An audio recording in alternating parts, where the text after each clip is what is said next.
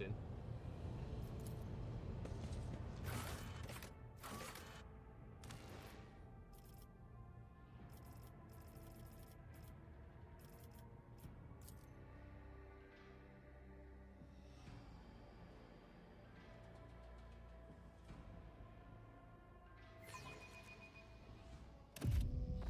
How fascinating. To me, the Immaterium is made of colors, but to the astropaths who dwell in this chapel, Detecting it is music. Candles on thrones. 7, 12, 30, 30. Maintenance staff perform reignition. The machine uses its many quills to commit the astropath's whispers to paper, then sorts the resulting mental images. You will receive 5, lashes 4, violating protocol item 539.62. The throne is furnished with a conductive charge supply and can be turned into an instrument of execution at any moment. Safety switch malfunction on throne 30, engine sear action required. Always keep your eye on the prize.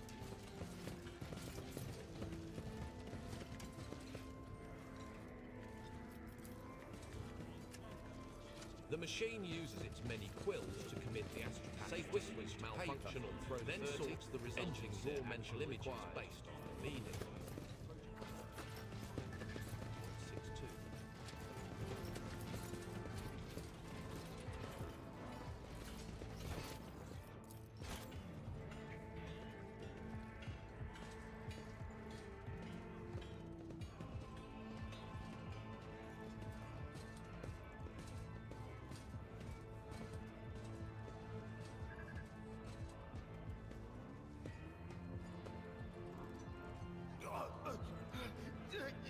No!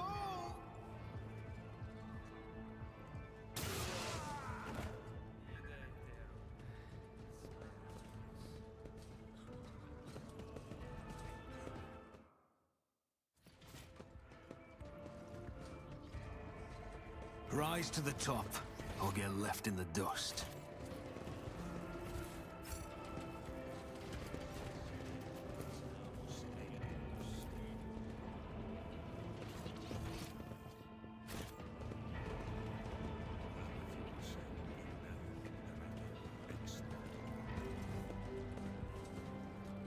Choir Master Weiss turns toward you long before you reach him. A chill runs down your spine, as if someone were watching you from inside your own being. The strange sensation passes as suddenly as it arises. The choir master shakes his head.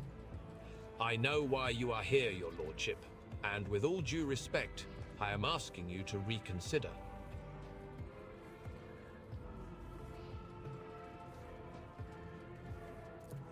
You feel a strange anxiety as the old man's burnt-out eyes seem to probe your inner self. Your intentions are fairly easy for me to infer. You are looking for mutineers, and the only reason you would come to your choir master is to order me to turn to the warp for answers. Your predecessor came to me with the same orders once. Nothing good came of it. Please believe me, Lord Captain, when I say a mountain of corpses was the least of the problems we faced that time.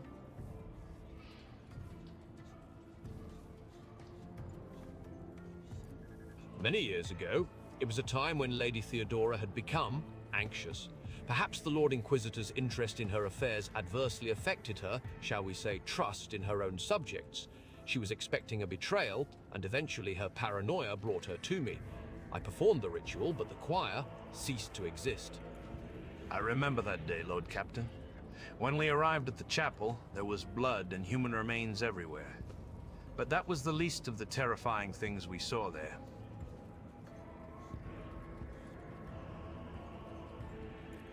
It takes the entire choir's power to invade such a prodigious number of minds at once. I weave their voices into a chord and steer it into the murky sea of other people's souls. Together, we read tens of thousands of thoughts, emotions, and intents, looking for the thing we are after, the seed of corruption you are interested in. Lord Captain, do you know the proverb about staring too long into the abyss? What you are asking for is tantamount to plunging the entire choir into that abyss. A ritual like that will require incredible focus from each of its participants. It will take a single careless thought, a single glance in the wrong direction, for the way back to be lost. Human minds fusing into one another, vitrified organs inside still living bodies, perverse fantasies manifesting in the flesh. Nothing will stop the horrors of the warp from spreading all over the ship in the blink of an eye. And even if I agreed, it would be impossible.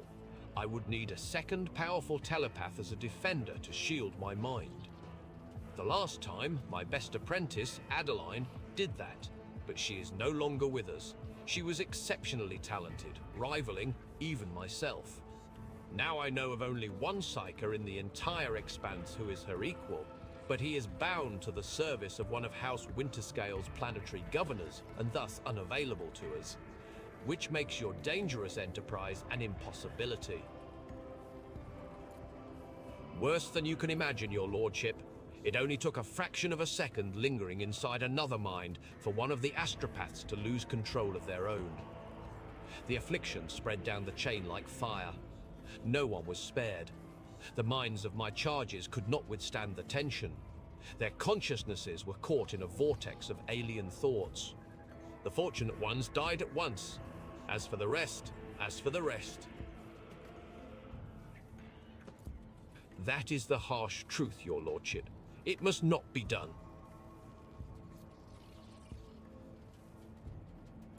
And who is it? The choirmaster's smile, though courteous, seems ever so slightly sarcastic. Absolutely not.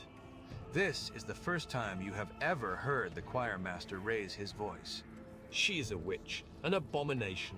She will only make the situation worse. The beasts of the warp will sense her heresy-prone soul and descend upon us in droves. Master Van Calix is a brilliant biomancer, your lordship.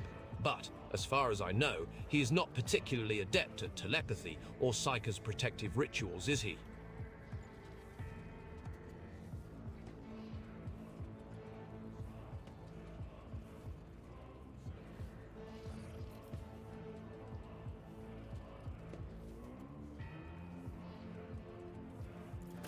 You have signed our death sentence. Weiss's anger almost seems to ignite his otherworldly gaze, making it burn right through you. However, his face does not stay contorted with fury for long. There is a distinct coldness to his voice as he says, Well, your lordship, bring your witch here. Why, the Abyss will do so much more than stare at us today. We will be throwing stones into it and begging it to devour us.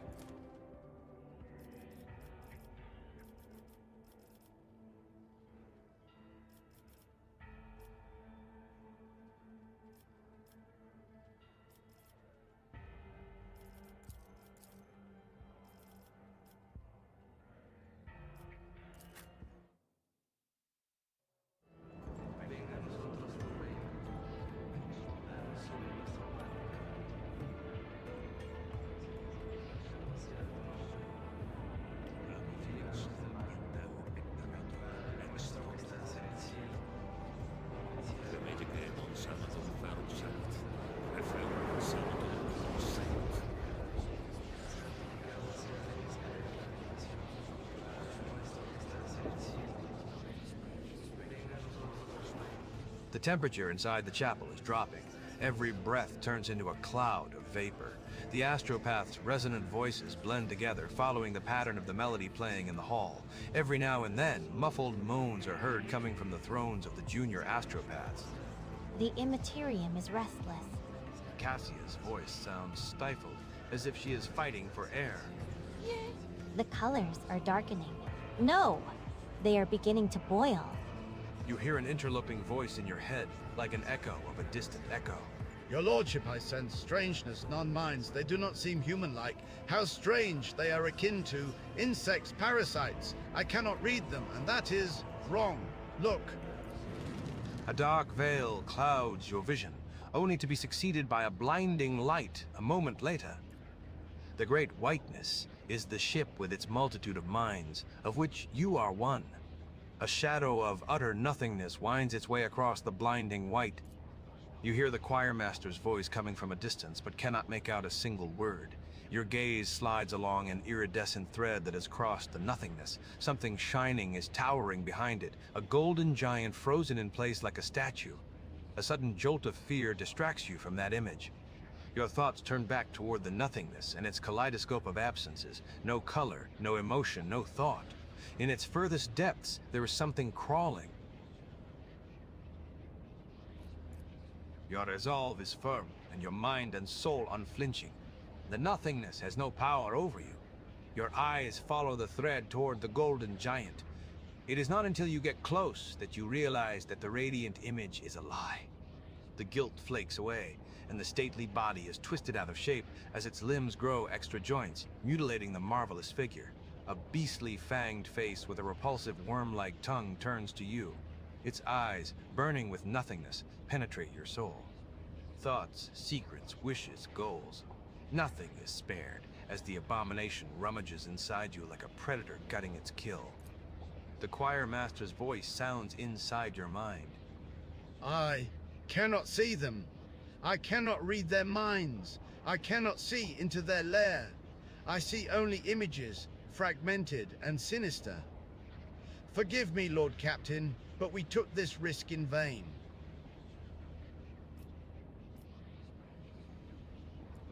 Not sorcery, something else. I have never encountered minds like this before.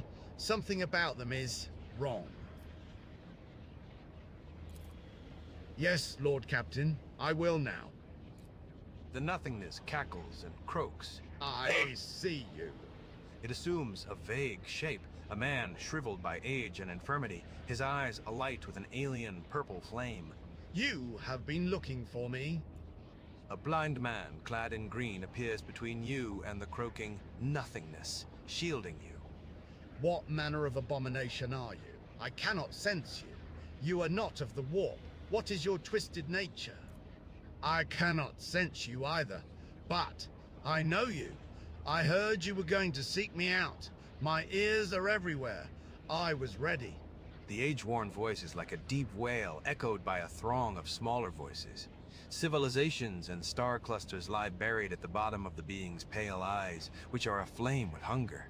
Your mind feels cramped inside your skull, and you can hear the bone creaking.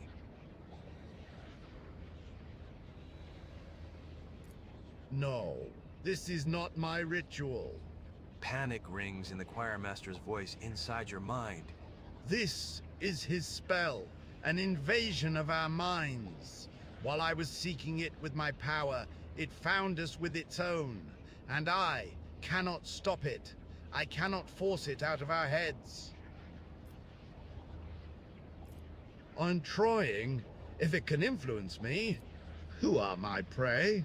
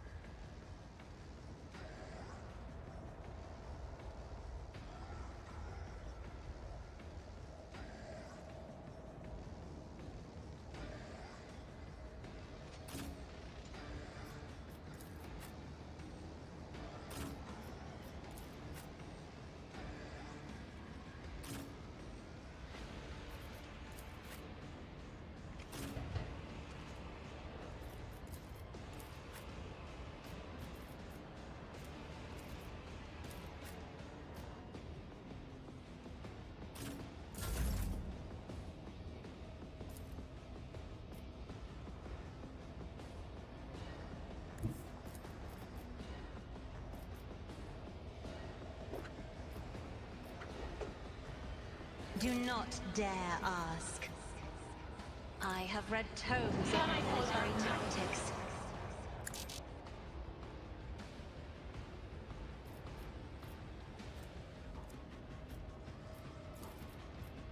I am a navigator, not a servitor. If I may...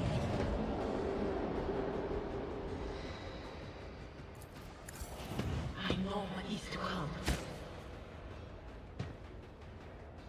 There is movement in the Imperium. These ruby flashes are choking me.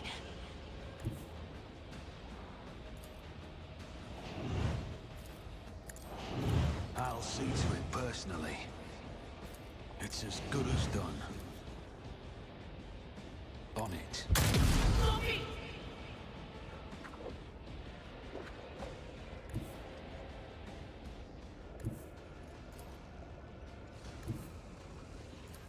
I bring mercy and retribution.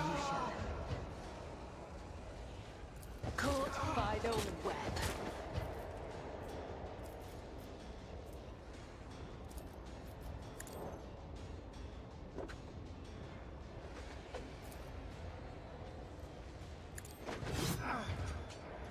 The shadows will see it done. For now, help me, Lord Captain.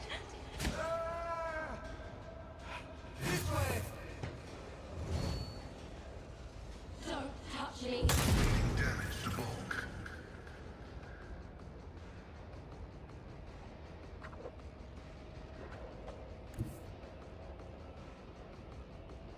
It will be done. At your beck and call.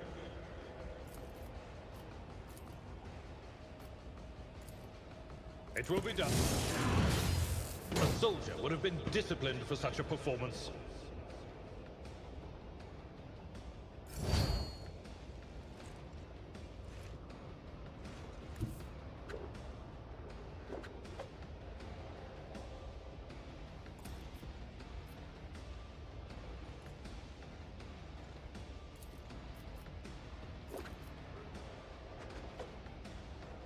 The script says that your life is a negligible variable.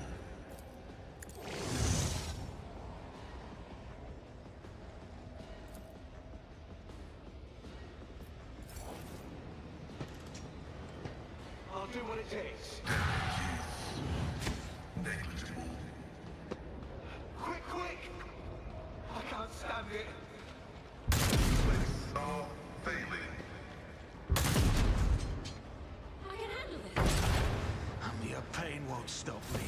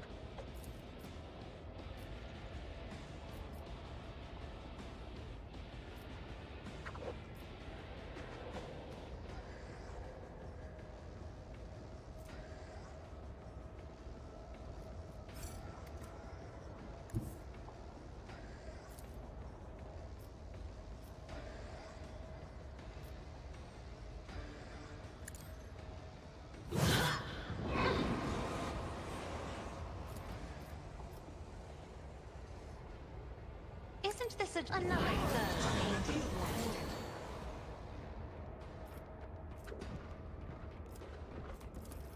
I'll paint your death in colors.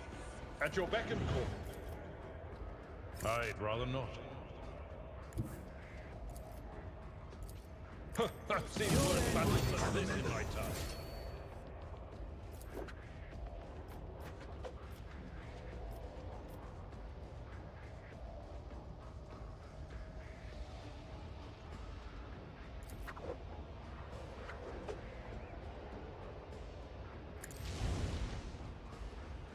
No matter the cost.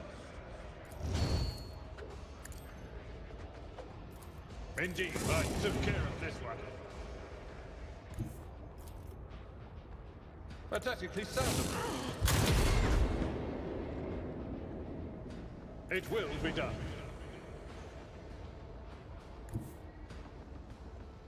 Be careful not to cross my gaze. At your beck and call.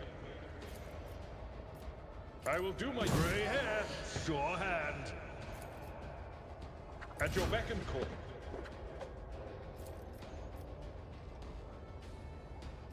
Me? If you insist, Lord Captain.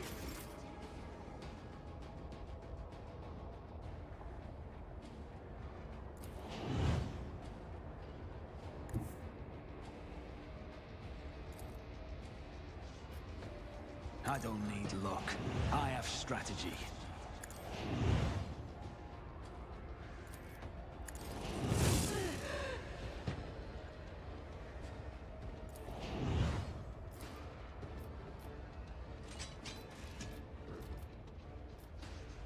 Who if not me?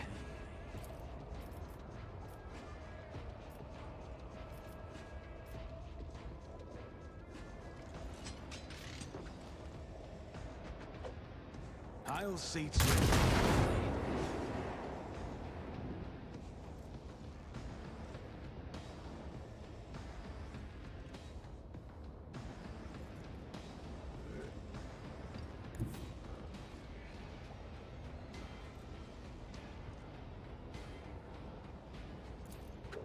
I am your blade and shield. As the tenants demand. Trust me. Look out!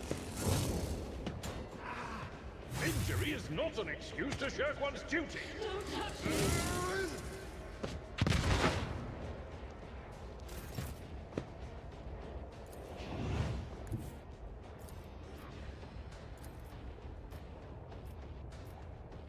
Tried and tested tactics. You never stood a chance.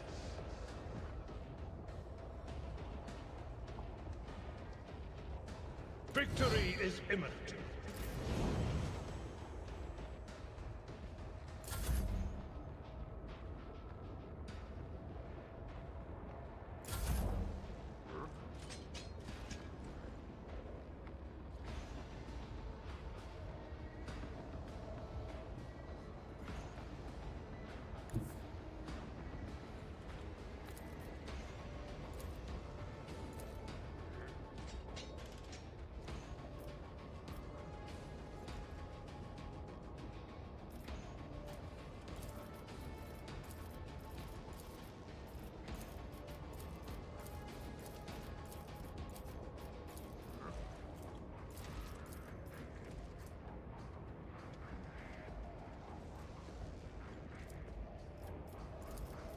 My vow is to serve.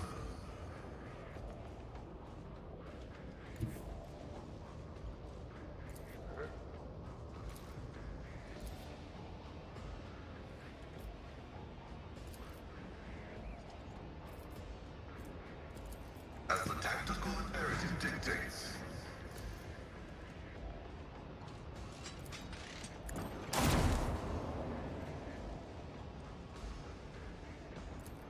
Running binaric override. The Omnissiah knows all, comprehends all. I can't stand it. Steel bones, but a human death after all. This way. I'll do what it takes. Emperor, deliver us. Quick, quick. Don't touch me! Touch me! My ears are ringing.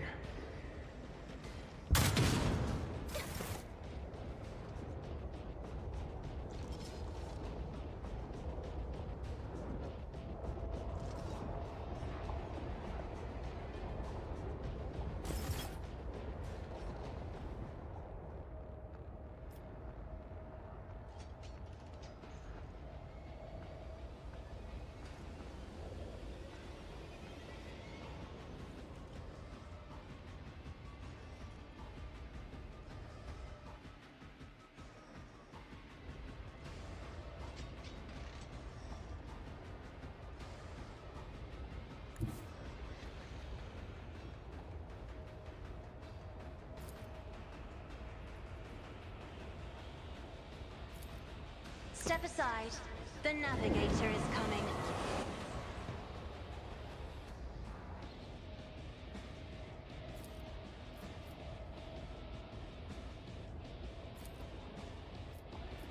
I am a navigator, not a servitor.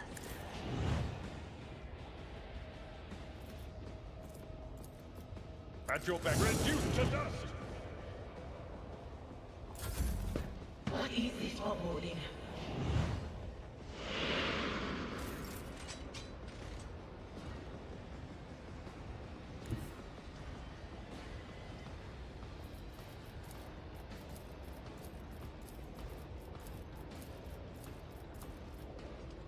A dance of blades and shadows.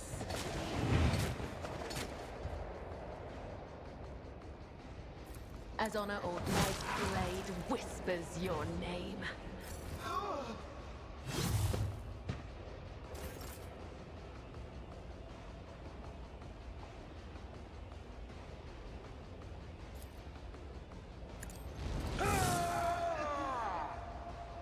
I will do my duty. Indeed.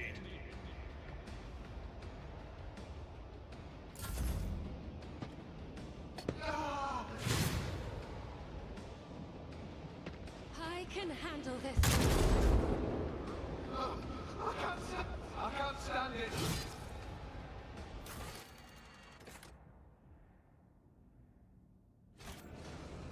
Look out. For now. This way. Emperor, deliver us!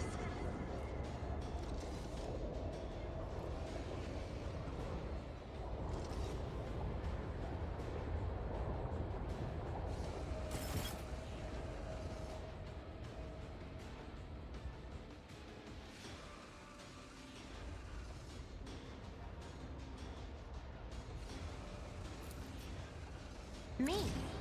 If you insist, Lord Captain.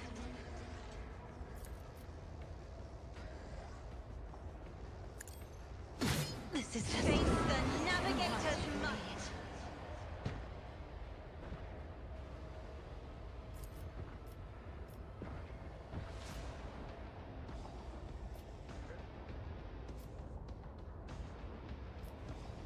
Isn't this a job for the Sir? Poor girl. I shall not fail. The undying Emperor whispers his will. Another enemy down. As honor ordains.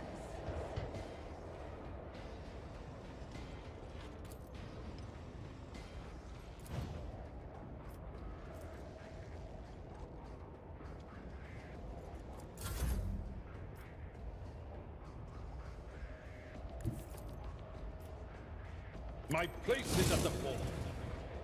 It will be done.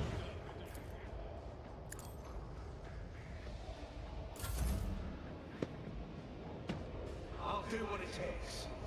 Quick, quick! One fewer tongue. I can't stand it.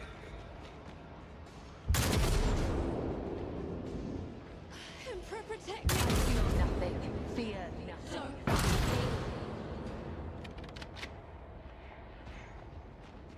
Don't.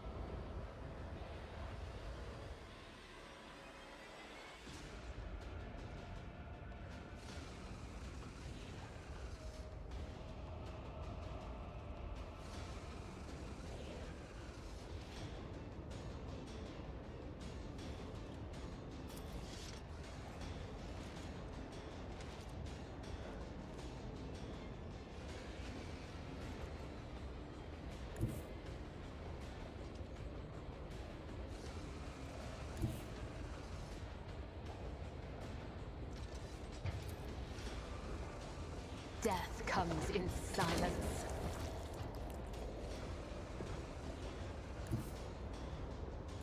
Trust me. As honor ordains. Death is a blessing.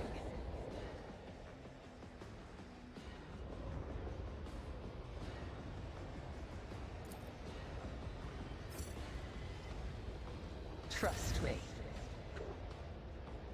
Victory is imminent. Reduce to summon.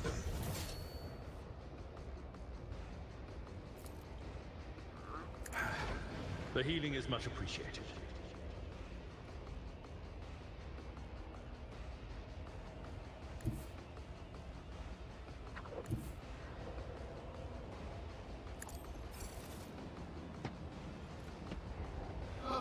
I can't stand it!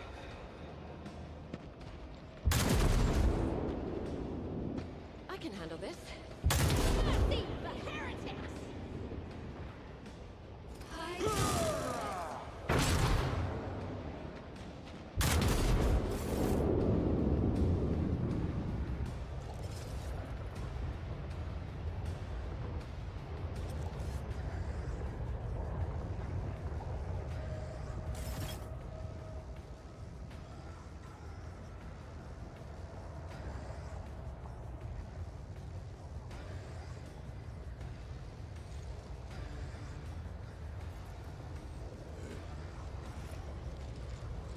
As the tenants, killing brings me no pleasure.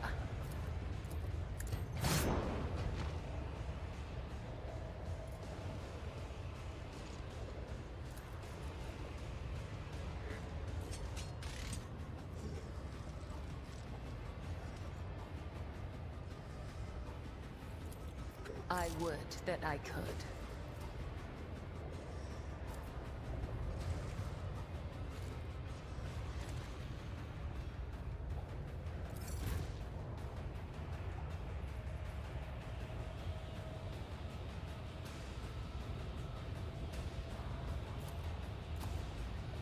I will do my duty. Indeed, I took care of this one.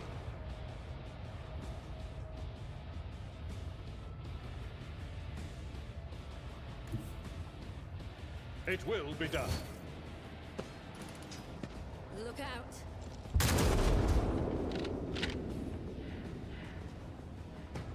I can't stand it! Look out.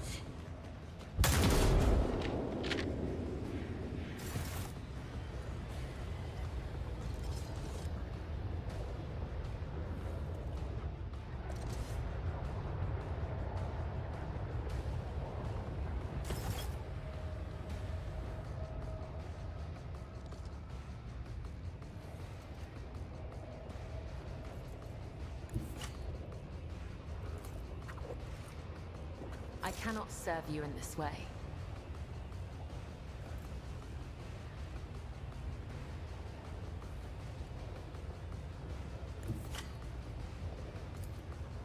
This goes against the tenets. I will leave footprints of scarlet.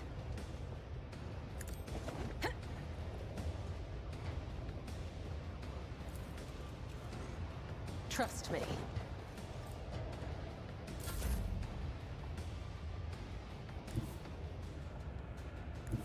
I've seen worse battles than this in my time.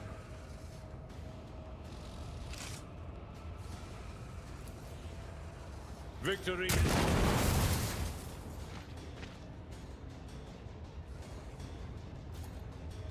I will do my duty. This way! I'll do what it takes. Experience. Nothing matters. Touch me!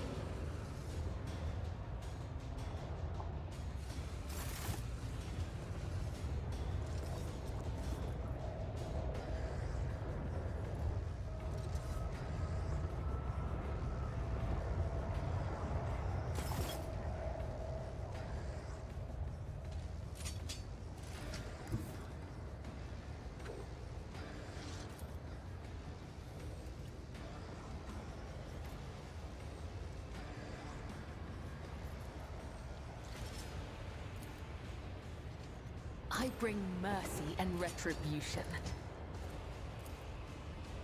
No.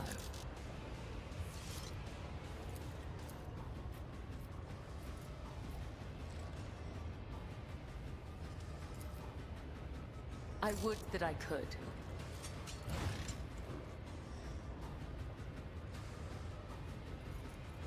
I shall not fail.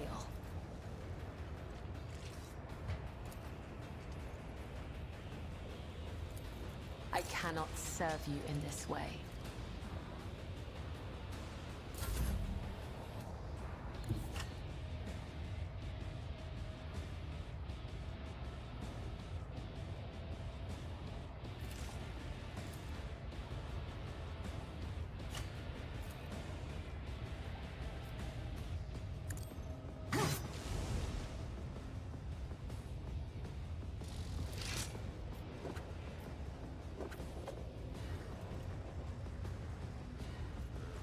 At your beck and call. I can't stand it. This way. Who thought that was a good idea? I'll do what it takes. Lesson learned. Don't touch me! Compared to naval service, that was barely a challenge. Stand it. I can't stand Who it. thought that was a good idea?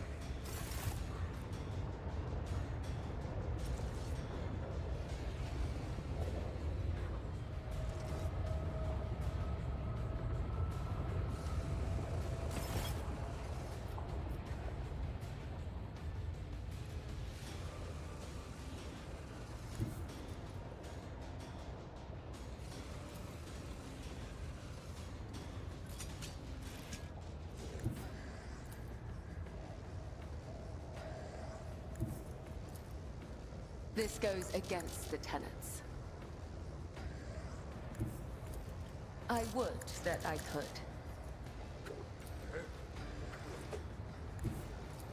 No, this goes against the tenets.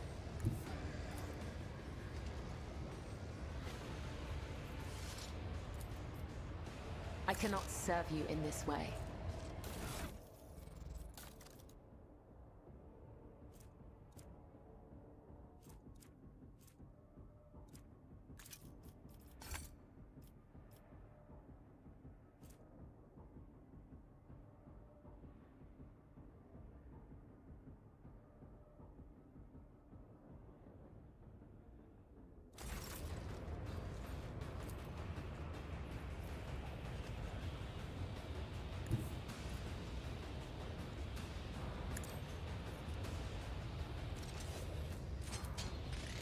Trust me.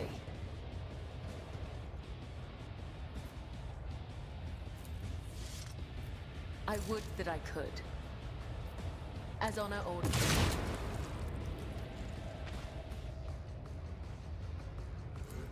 Trust me.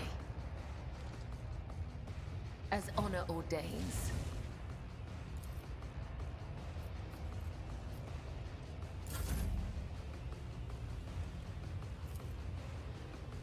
It will be done.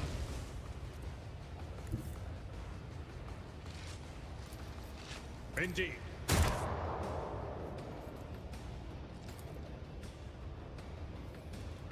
At your beck and call. I can't stand it. This way. An offering of blood.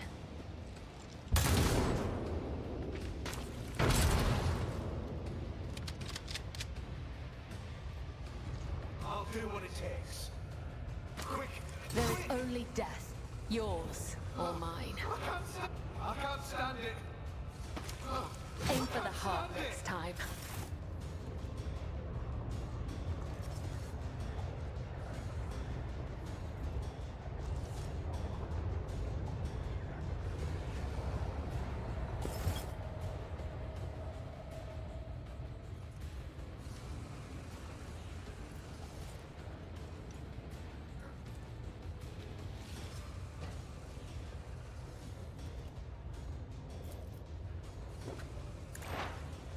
Trust me. As honor, my blade come. The other side awaits.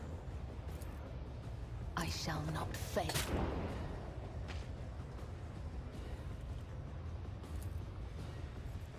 As honor ordains. The shadows will see it done. As the tenets demand.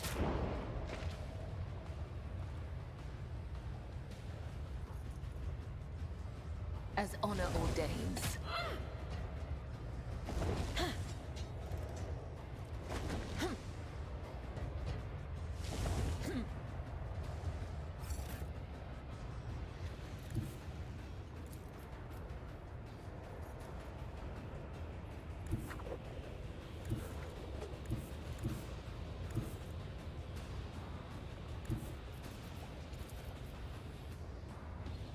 I'm not interested.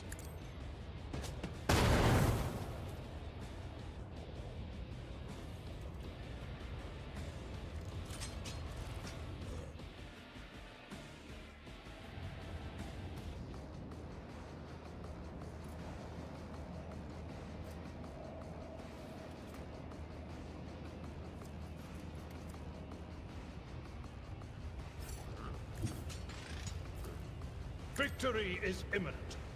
I will do my duty. This way!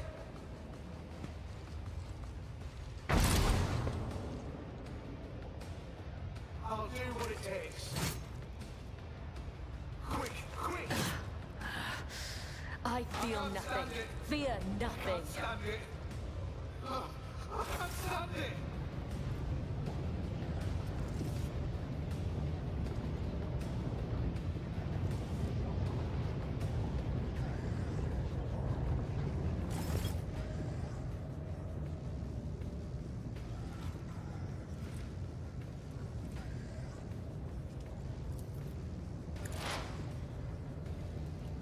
Trust me. Killing brings me no pleasure. Death is a blessing. Your end was inevitable.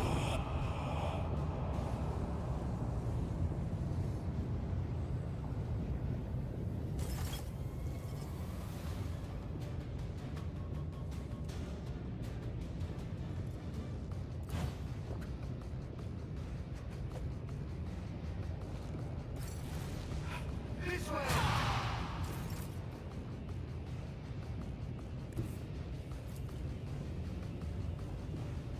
A tactically sound approach.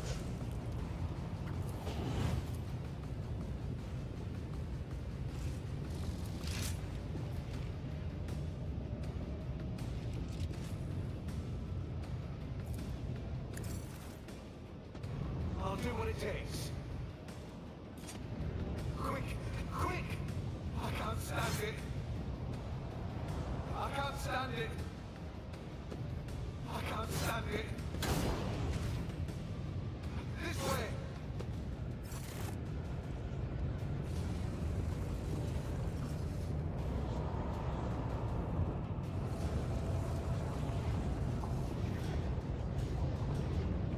I'll do what it takes.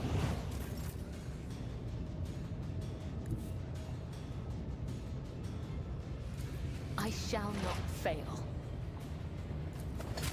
Killing brings me no pleasure. The shadows will come. The other side awaits. As the tenets demand. Trust me, caught by the web. As honor ordains. Follow my lead.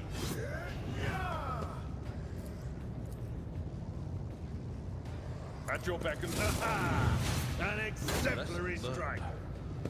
Nothing's impossible for this old officer. Indeed. Quick, quick! I can't stand it! I can't stand it! I can't stand An it! offering of blood. This way! I'll do what it takes. Aim for the heart next time.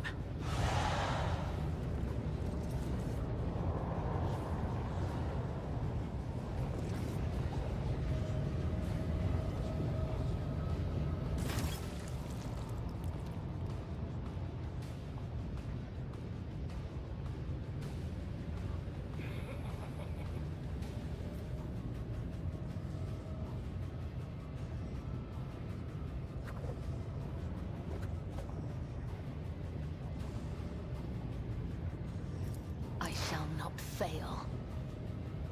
Trust me.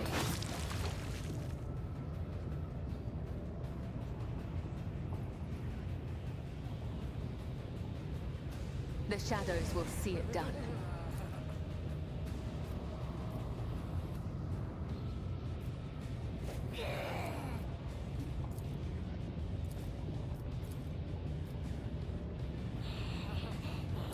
Killing brings me no pleasure. Trust me. Come, the other side awaits. It will be done. I will do Grey hair, I expect your hair. Who thought that was a good idea?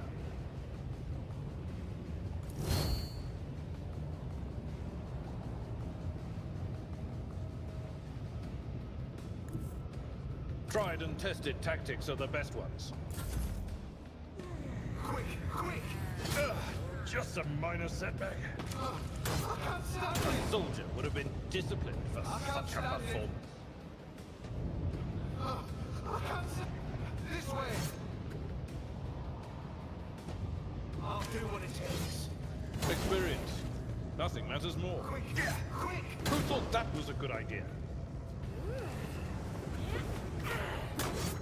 Compared to naval service, that was barely a challenge.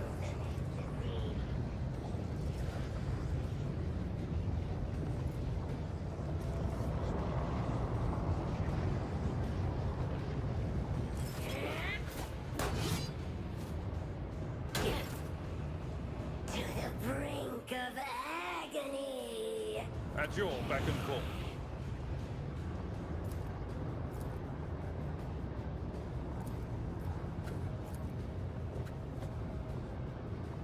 Indeed. Lesson learned.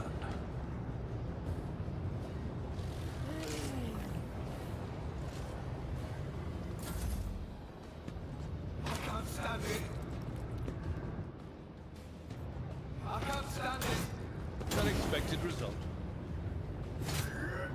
I can't stand it! This way! Death I'll do what it whispers takes. my Must mean nothing to me.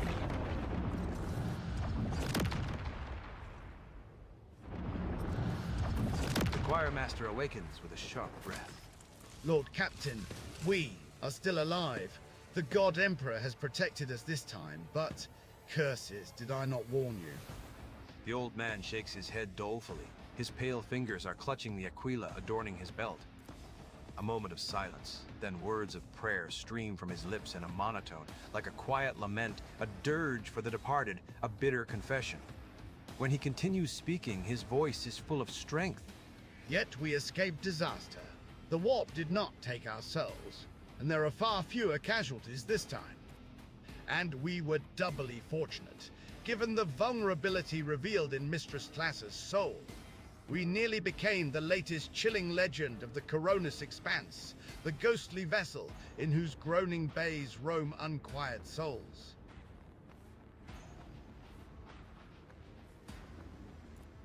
That thing took the shape of an old man and attacked me. I do not know what it is, but it is neither human nor a psyker. It is something else. Its power is foreign and inimical to me, like a shadow that obscures the shine of the Immaterium's chaotic energies.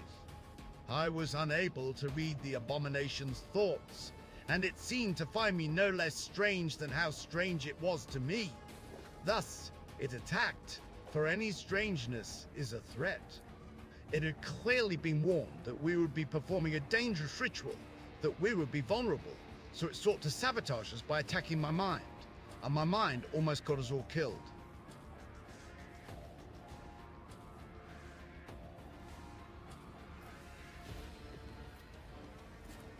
Weiss lowers his head further.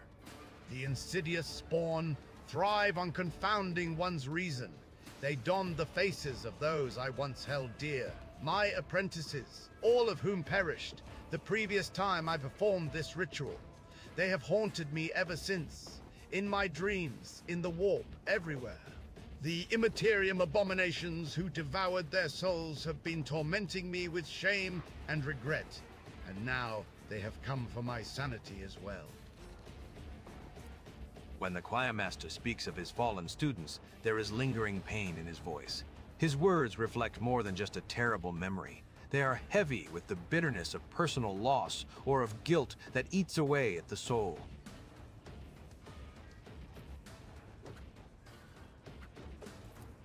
Even if not, there was nothing more chilling we could have possibly found. An inhuman thing in human form, a true sacrilege against the Emperor. Its mind is strange, like an insect's or a parasite's, but I saw images in the minds of those around it. Currents of energy, a blue glow. The clanging of metal could be the plasma drive chambers. That is where I would start searching for signs of corruption and a worm tormenting a star. Weiss touches his cheek, which is smeared with blood that is trickling from under his blindfold. He uses the blood to sketch a perfunctory image, a many-beamed star with a fat, fanged creature coiled in front of it, resembling either a larva or a serpent. The longer you listen to Weiss, the more convinced you become that the warp manifestation was not caused by the conniving of the ruinous powers, but by the efforts made to discover an incredibly alien mind. Such an unnatural mind could belong to a dangerous Xenos.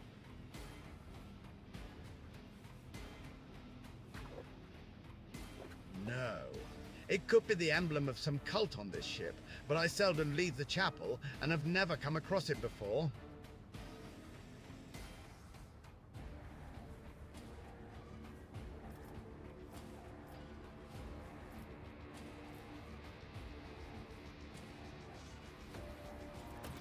We sacrificed some of the soundness of our minds to the Immaterium today. I hope it was not in vain and will help, your lordship. He winces in pain. I still cannot believe we survived this. Weiss slowly unclenches his hand, and a cloud of frost rises from it, revealing his Aquila, now bound in purple psychic ice. He whispers, The Immaterium has touched it, the holy symbol of the protector of mankind. He pauses, then adds in a gloomy voice, I do not know if this is a symbol of our victory over the horrors of the warp, a trophy claimed in battle, or a grim portent left by the wicked spawn of the Sea of Souls.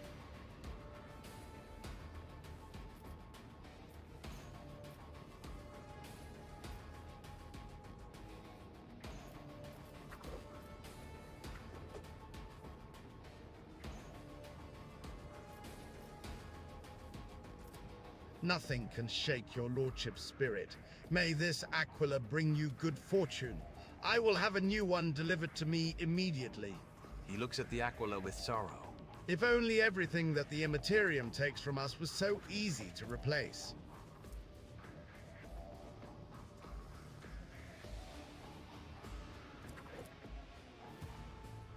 Grovel before the true power of humanity. You will fall.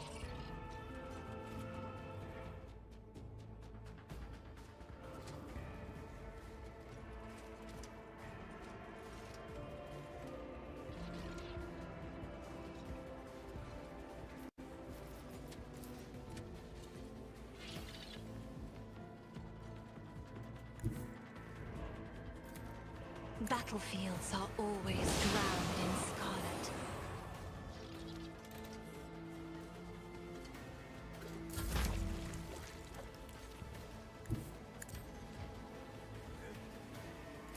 As the tenets demand.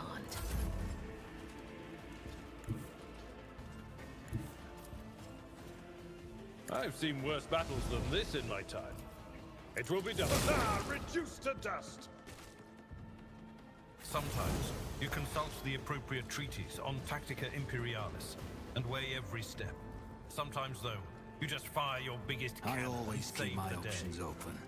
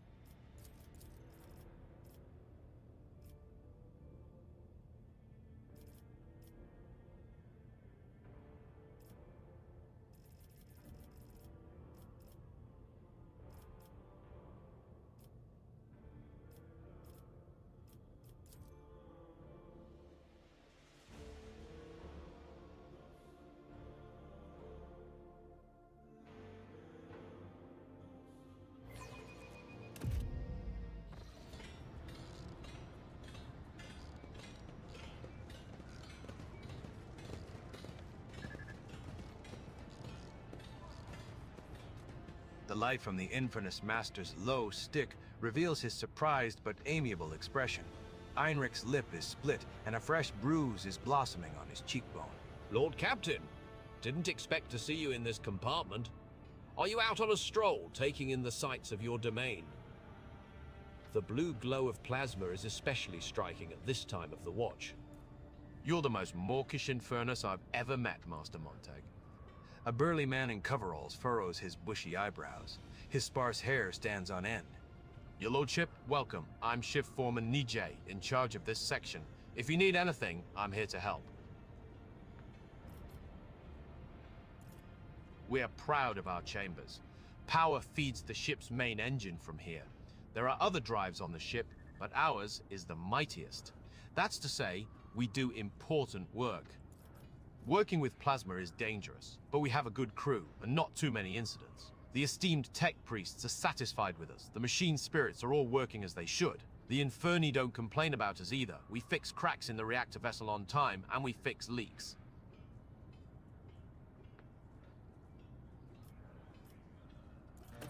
Somebody keeps daubing it on the equipment and bulkheads. If I find the scoundrels, I'll tear their hands off and send them for servitorization.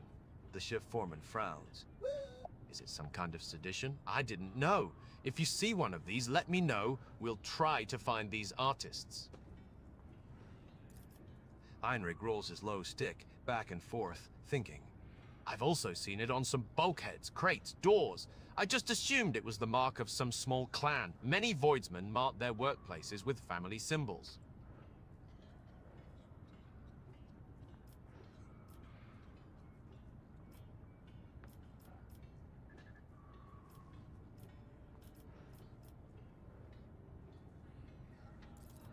Nijay looks at you in confusion. I'm a voidsman, your lordship. Grew up on footfall, joined the crew at 14, spent my whole life in this bay. I've raised no family and made no fortune, but I've climbed my way up the ranks. I don't know anything but my trade, and this compartment, I am my trade, and this compartment, Lord Captain.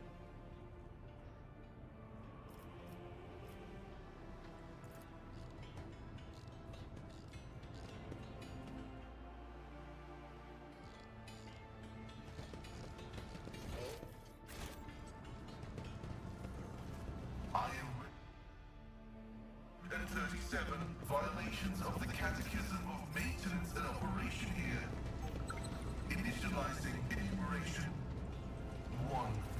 Keep the through thread as your augmented eye. Oh no, not again. How do I turn him off? Anybody? Attention to detail is the key to success. Is there money to be made?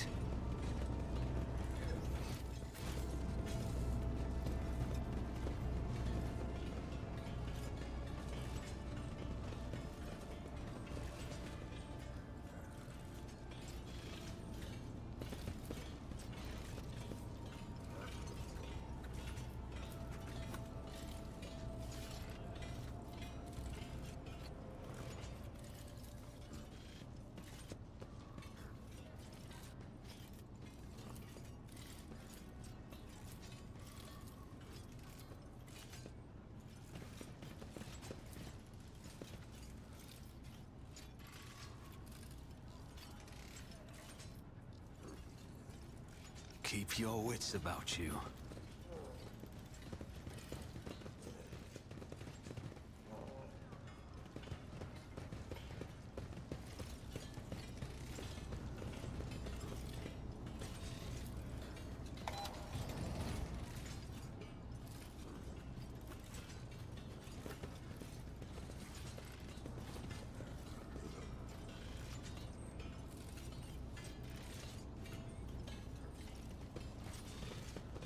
Rise to Should the I top, divine on or it? get Does left in something the trouble dust. you, Lord Captain?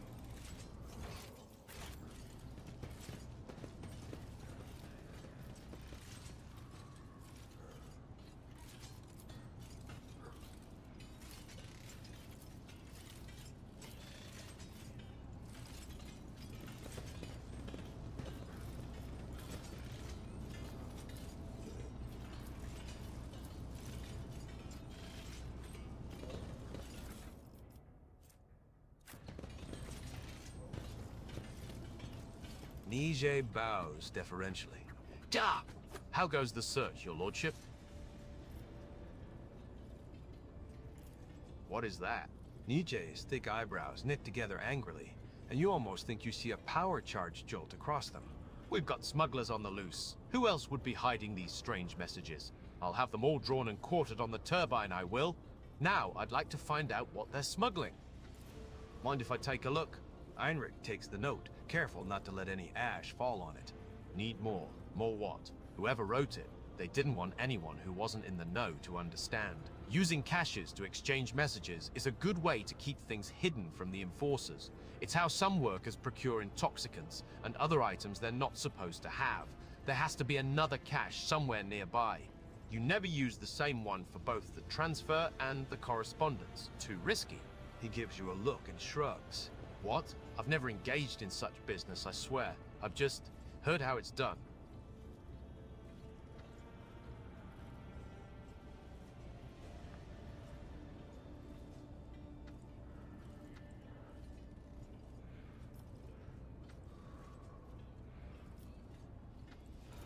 Heinrich chuckles.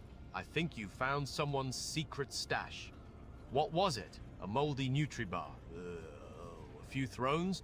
Workers often hide their belongings or banned items from the enforcers or covetous neighbors. Maybe someone marked their cache with the symbol to make it easier to find later.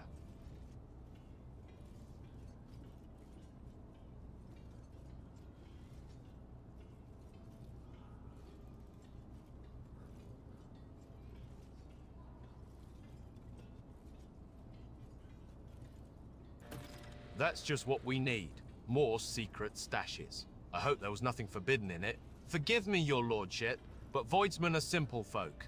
I've been trying to wean them off their grubby habits for years. But give them anything worth having, and all they want to do is hide it in a hole like a rat.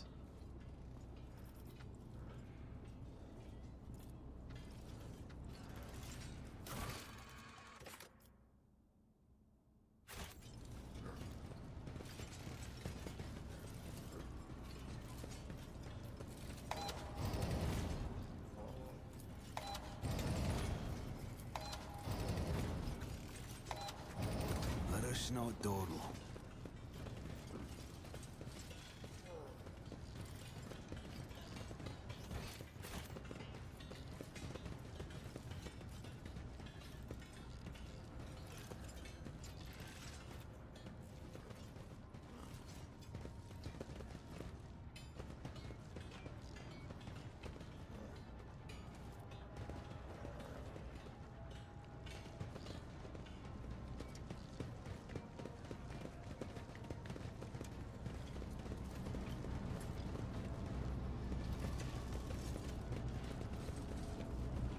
I always keep my options open.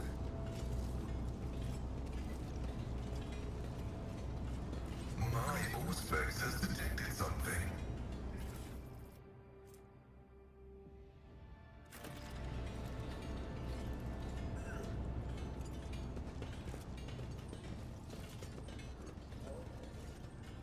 Nije bows deferentially. Da! How goes the search, your lordship? Nije holds the weapon as if it is going to bite him, sweat beading on his forehead. Machine sparks shake me. A homemade weapon, and assembled right in this compartment. The markings are the same as those on local machine parts. This is a very serious matter. It seems someone is plotting a riot and secretly building their own arsenal from scavenged materials right under our noses. Heinrich deftly examines the weapon. Interesting. Nije is right. This could get a whole bay executed. No wonder these scoundrels are so cautious. The shift foreman shrugged sheepishly. To tell you the truth, I'm no good at hunting rule breakers. It's not what I do. You give the orders, and we will do it.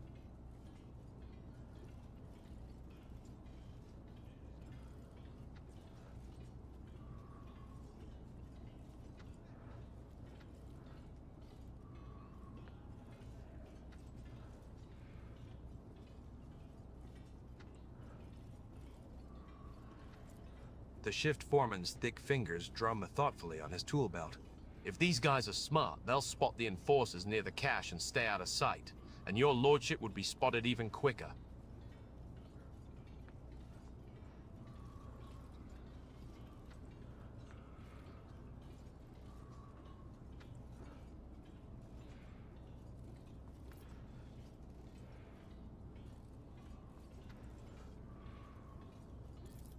Clenching his fists until his knuckles crack, Heinrich resolutely says, "We'll help. I have a couple of people in mind, tough lads. I'll get them here right away."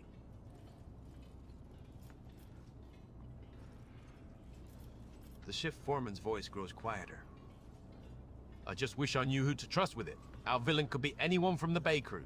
If we pick the wrong person, we'll blow the whole ambush. We need someone from the outside who won't draw attention to themselves." Heinrich smirks ominously. He throws the low-stick butt on the floor and puts it out with his boot. "Consider the dirtbag caught, Captain."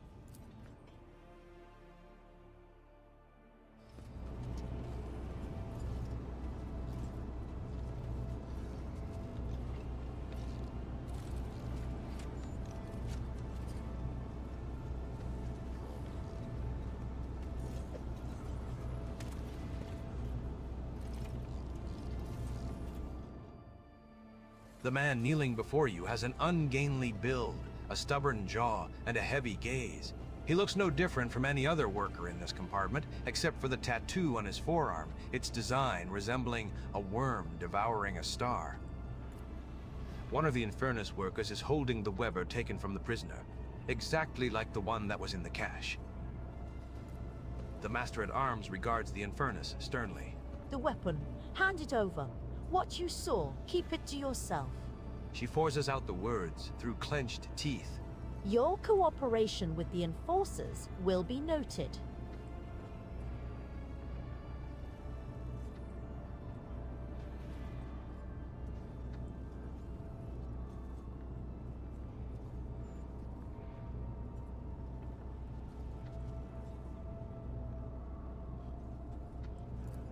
The pigment of the tattoo looks fresh, standing out starkly against the color of his skin, which means that it is a very recent addition.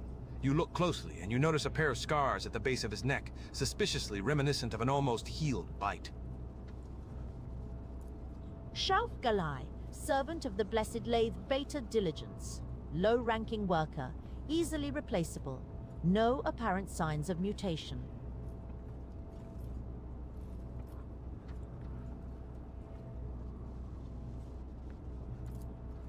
Thank you, your lordship. Not a scratch on us. He's a piece of work, right enough, but he's no fuel compartment fire. More like a sparking cogitator. Sourback glares at him with visible jealousy, but Heinrich just keeps grinning smugly. The prisoner gives you the smile of a man condemned and snaps. "I've got nothing to say to you, heretic." Choking with rage, Sourback grabs the maul from her belt. She rasps, "Allow me, Lord Captain." "Or me." Heinrich's menacing scowl has instantly robbed him of his friendly charm. "I'd be happy to oblige."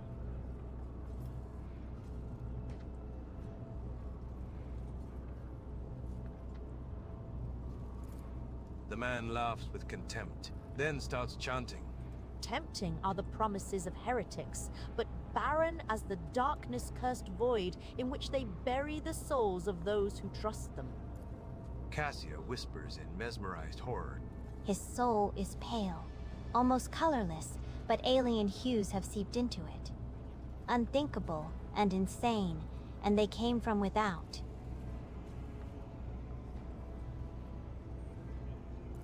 As you command. Although I believe this zealot will require some effort, questioning fanatics is a long and exhilarating process. Abelard grumbles, and once again the Lord Captain is doing his subjects' work for them. Dirty, bloody work.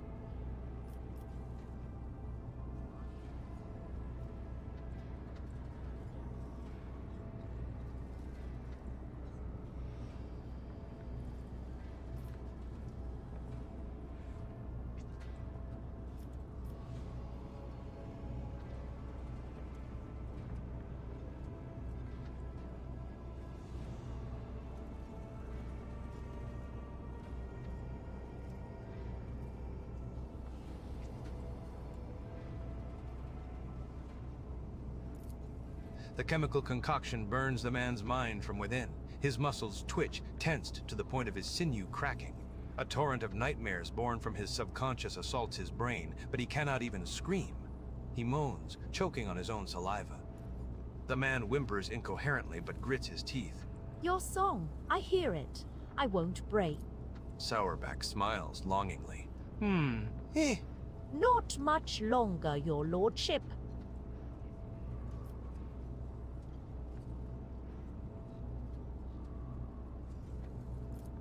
The anguish of your distant past resurfaces in your mind. You know how to make flesh suffer, and so you make it suffer, your handiwork rivaling that of your own former torturers. Sourback bites her lip as she stares at you and the writhing man. You were a good student. A gurgling sob falls from the man's lips. Stop. I'll talk. Sourback looks at him with a radiant smile. The prisoner is ready to cooperate, your lordship.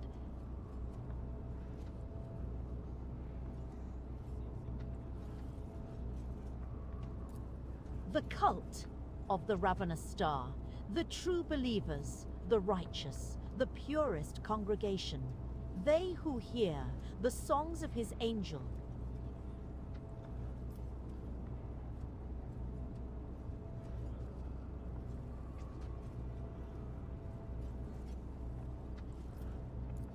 Old sorcerer? No, the angel is not of the woeful human form. He is splendor. His visage is a divine inspiration of the many-armed emperor. You, faithless one, were granted the honor of gazing upon the Magus, our good shepherd, our messenger. The captive lets out a deranged chuckle. If you beheld the angel, you would scratch your own brain out through your eye sockets, for you would realize the depth of your wickedness before him. A deep furrow appears on Sourback's brow. Blast it. Lord Captain, we are dealing with an extremely dangerous Xenos cult that excels at hiding among humans. Very little. As per regulations, every Master-at-Arms passes on special instructions to their successor, instructions that more resemble disturbing tales. Some of them mention genetic cults, covert clans, cliques, and sects that all share one common trait: Xenos infestation. These things pass themselves off as ordinary people, as rabble or preachers, corrupting new groups. They pray to their unholy idol, which they often refer to as the Many-Armed Emperor. They create ever-growing families and produce offspring. Hideous at first, but with each new generation, more and more human in appearance. And then, they rise up.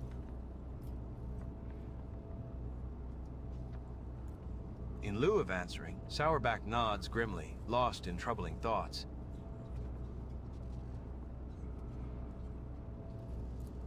I believed. I found him. I bowed to him. His angel's kin granted me a revelation. It entered my flesh. It let me join the congregation. The man's words devolve into nonsensical muttering.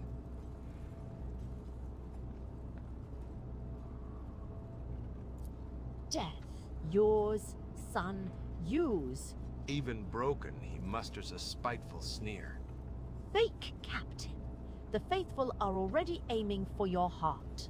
I was ordered to stockpile weapons, so that when the fateful hour comes, the righteous would not stand unarmed. I wouldn't say that these improvised webbers are that much better than fighting with bare hands, but until we are done with the cleanup, every enforcer will carry a combat knife fit for cutting through nets. In a sanctuary, a tomb, for heretics, a quiet place. The dynastic crypt. The vermin have infiltrated the crypt, holding the bodies of the worthiest servants of the dynasty. No one is allowed inside, save for the Lord Captain's personal retinue. And they dared. But how? The crypt's defenses are impenetrable.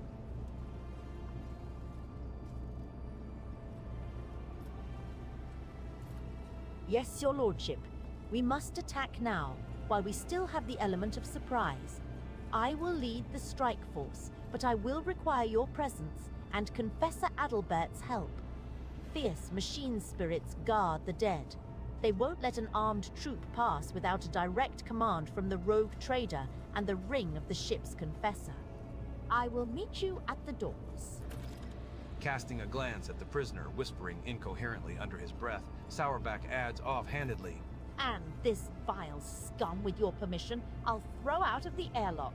I doubt he will be of any further use.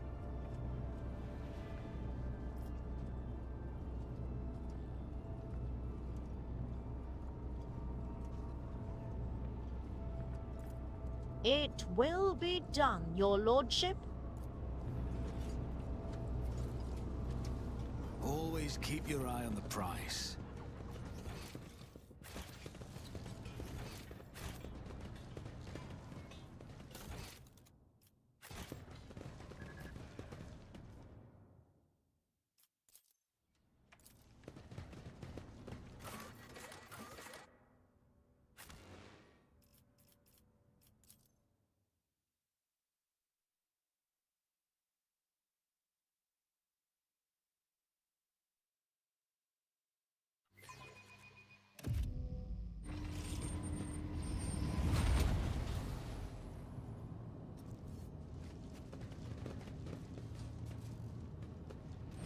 Adalbert, the ship's confessor, solemnly raises his hands above the altar and speaks mournfully. Heed me, O guardian spirits. We have come to punish a great desecration. Heresy has made its lair in the dynastic crypt and disturbed the peace of our honored dead. I beg you to perform the ritual of unsealing and allow us passage. A hand-shaped panel opens in the altar of unsealing. The panel is lined with sharp spikes. Lord Captain, we now require your blood. The crypt will not open without the rogue trader's genetic signature. Ready as never before, your lordship. They are incensed by this profane intrusion and eager to exterminate the menace before the eyes of our departed ancestors. My enforcers will secure the side sections of the crypt to prevent any flanking attacks. The panel's mechanical teeth sting your flesh, and you feel your blood trickling down the small ducts into the altar's bowels. You hear a click, and the crypt doors open with a piercing creak. Beyond them, you see nothing but darkness. Sacrilege! The hallowed crypt must remain illuminated at all times to drive away the shadows from the place of the ancestors' final repose. This was done on purpose, I'm sure of it. Our coming is expected. Vanguard, provide the Lord Captain with Illuminator Servo Skull. She gives you a surprisingly easy smile and bows. Take care, your lordship, and watch out for dark corners. Move out for House von Valancius. Your lordship, wait. There's been... Heinrich bursts into the attic compartment and stops short when he sees the open doors and the gloom beyond. Damn it, I'm late. I meant to report an act of sabotage. They've cut off the Prometheum supply to the crypt lighting. You're walking into an ambush.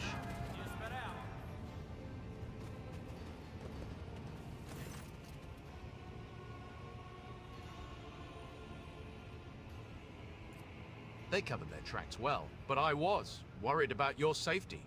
Heinrich smiles somewhat sheepishly. Which is why I took the liberty of sending maintenance patrols to inspect the perimeter of the crypt.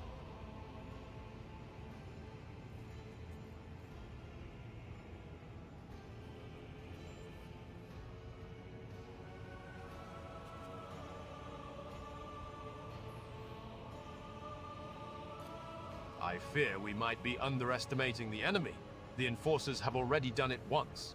I, the Infernus Guild, would join you in this fight if you would have us. To get inside, the aberrations would have had to make a passage for themselves somewhere in the crypt's perimeter. No one knows the maintenance tunnels better than us. We could find this breach and attack the enemy from the rear. I doubt a few workers armed with axes and torches will make much of a difference, but we would be honored to die in your name.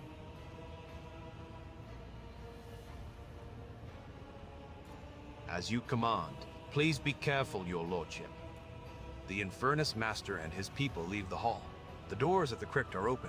It is time to step into the darkness.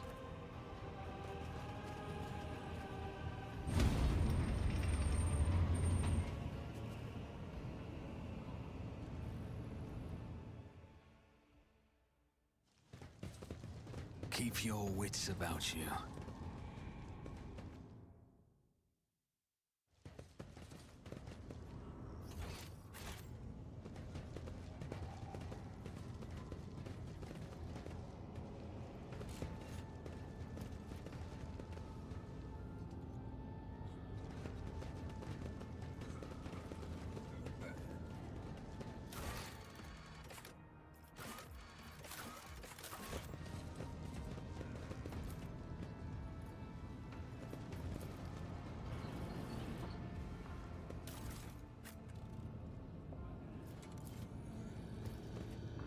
Rise to the top, or get left in the dust.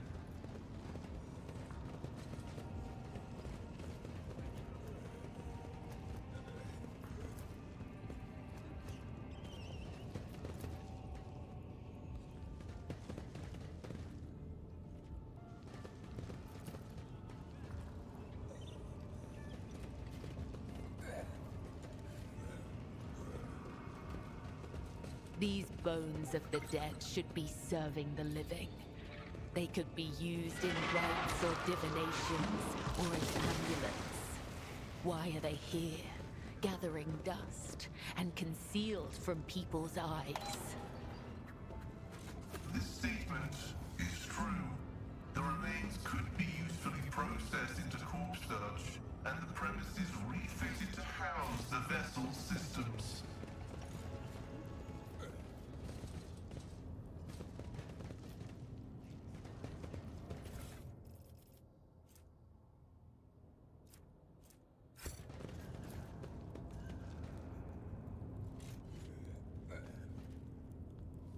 Let us not dawdle.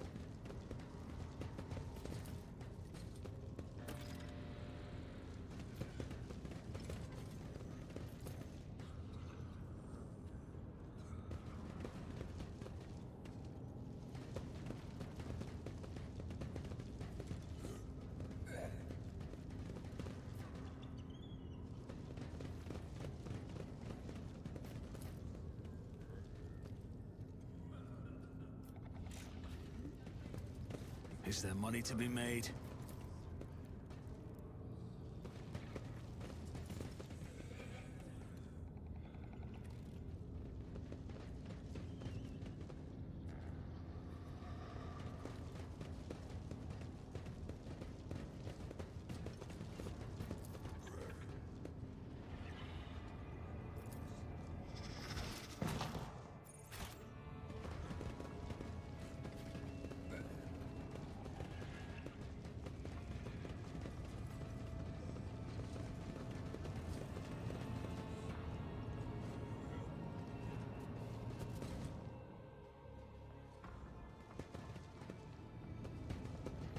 Always keep your eye on the prize.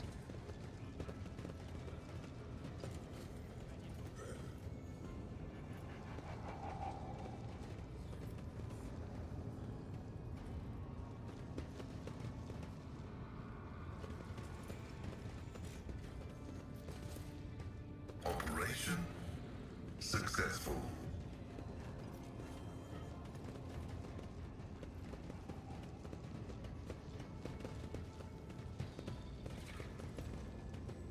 I always keep my options open.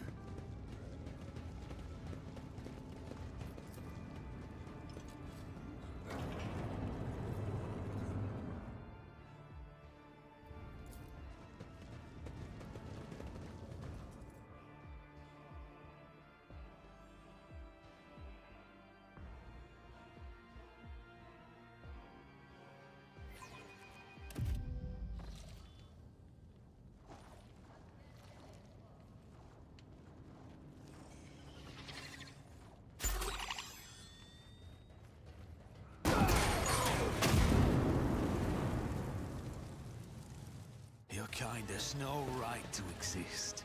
The angel's blessing awaits!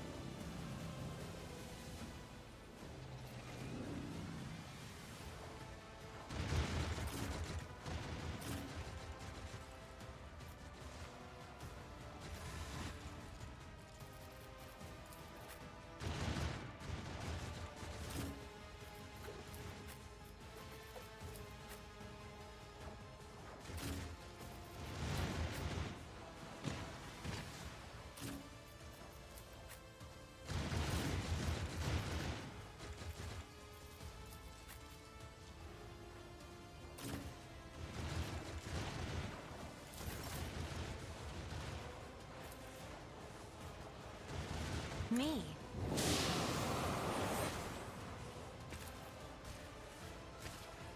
I am and try to die with grace at least. If I may? I'm not accustomed to being ordered around.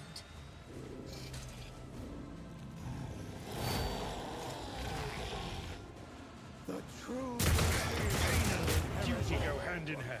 The Sire Song guides me.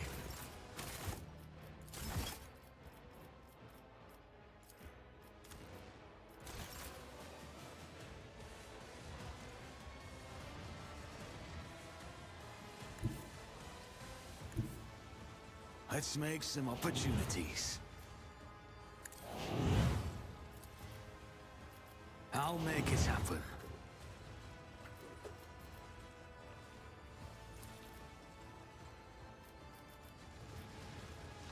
It's as good as done. Isn't this a job for the serfs? Who, if not me? Bones. We bring Oh. deliverance.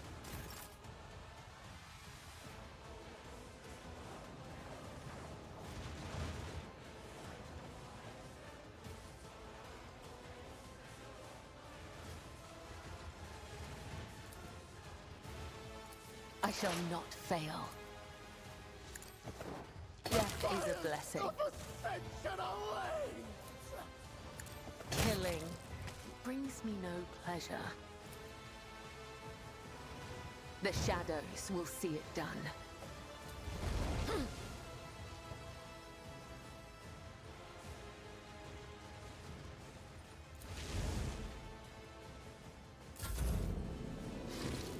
Only the faithful will ascend.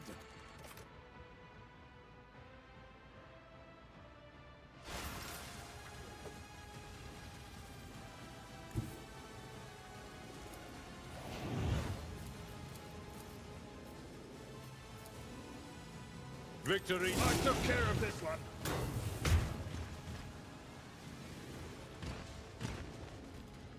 At your beck and call. I will do my duty. At your beck and call.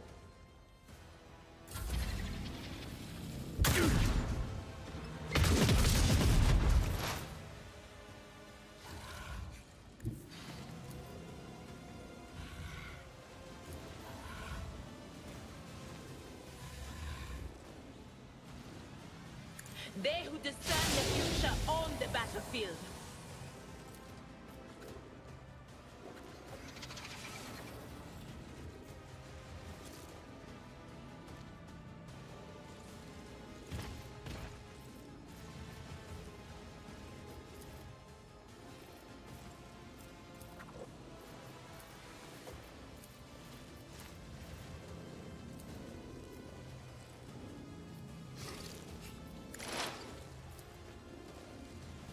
Anything else?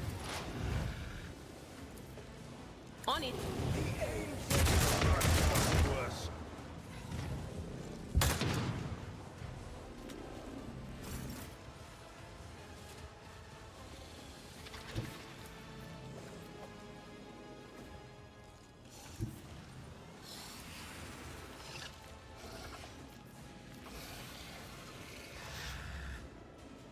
me. If you... Brace yourself, Avalon.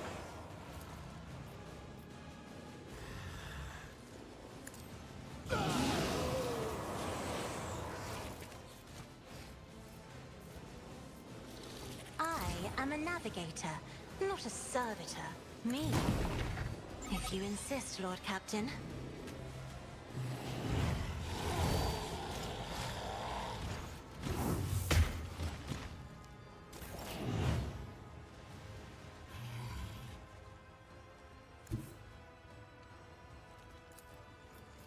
I'll make it happen. I'll see to it personally. Grey hair? Who thought that was a good idea?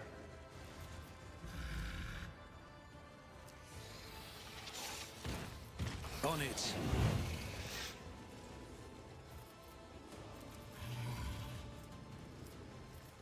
It will be done. Victory. One fewer target. No! These ruby flashes are choking me!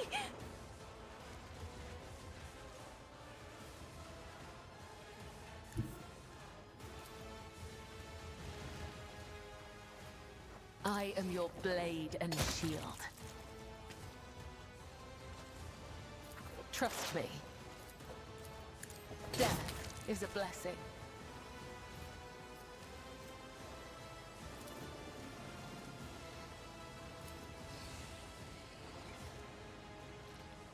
As honor ordains.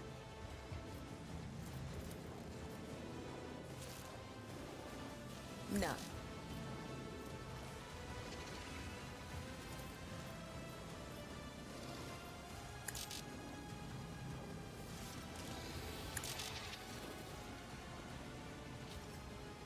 Trust me. The science guides me. We bring deliverance.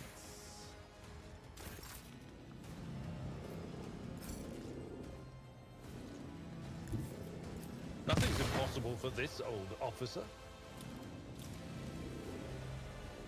It will be done.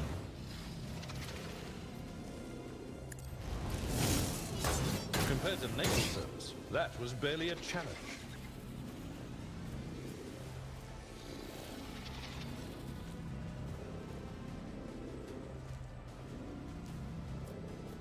Will rule the stars themselves.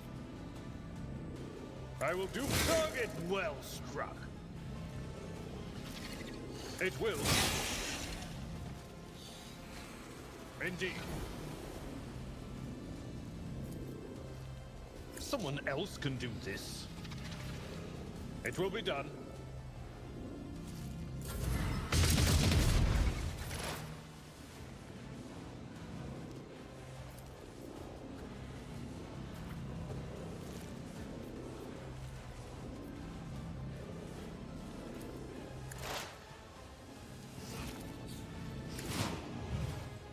Will do.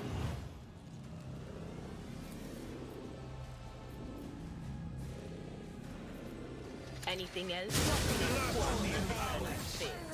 Song fades.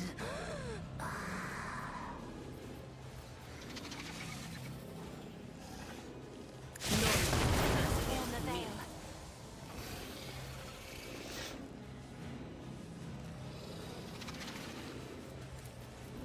By the light of holy terror!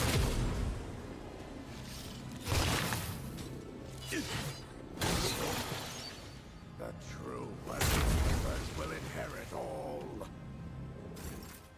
For the many-armed Emperor!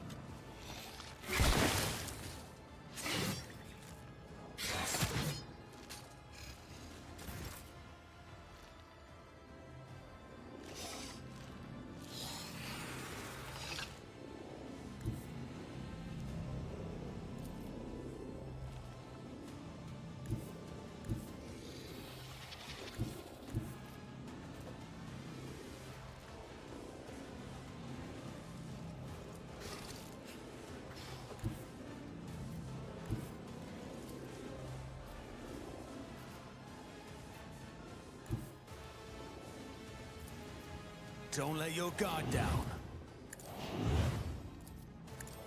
Let your soul be purged. You should feel honored to witness this.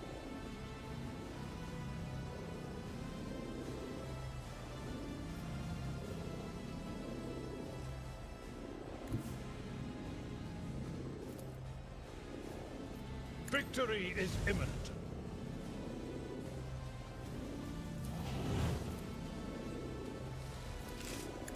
An exemplary strike. Free hair, sure hand. I'd rather not. I'm not interested. It's as good as done.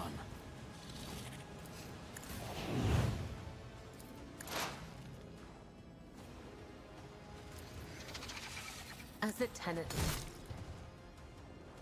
the shadow caught by the web. A broken blade has no use. As honor ordains, I shall gaze brings me no pleasure. As honor ordains. At your beck and call. An exemplary strike. Experience? Nothing matters more. Indeed.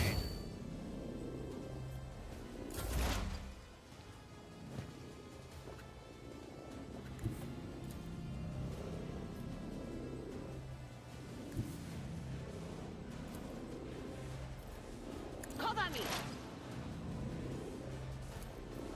On it!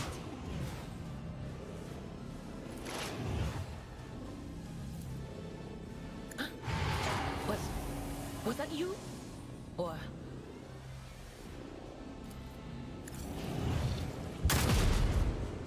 The Sire's song guides me.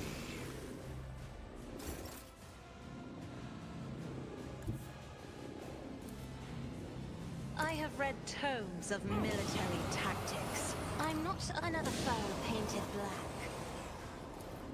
Me? If you insist, Lord Captain.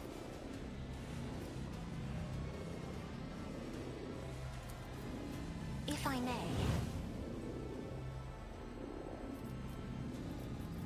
At your beck and call. It will grey hair. Sure, nothing's impossible for this old officer. My ears are ringing.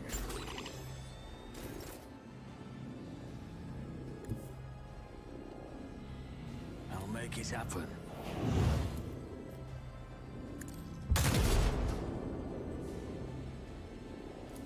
I won't compromise my principles. I'll see to it personally. I'll make it happen.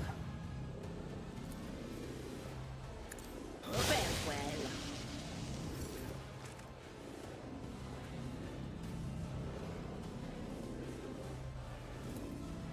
On it. Protect your daughter.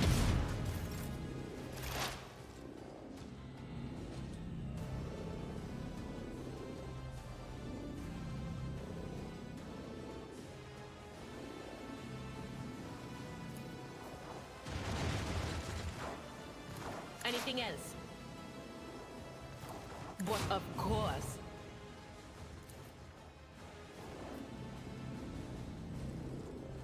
Anything else? Gazed upon worth. The old man before you resembles a human being, but the scaled, bony growths going from the bridge of his nose to the top of his bloated, hairless head, the grotesque cheekbones, and the black claws on his meaty fingers leave no doubt that this creature is a genetic aberration. He utters in a creaking voice, black spittle spraying from his mouth. You have spilt the blood of the congregation. You have offended the purest of his chosen children. You heretic.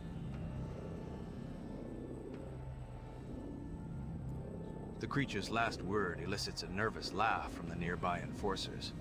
The irony of this embodied perversion of the human form accusing you of heresy is not lost on them. The confessor whispers a quiet prayer.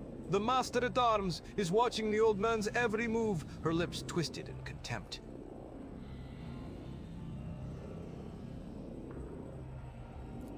Sourback's gaze remains trained on the mutant.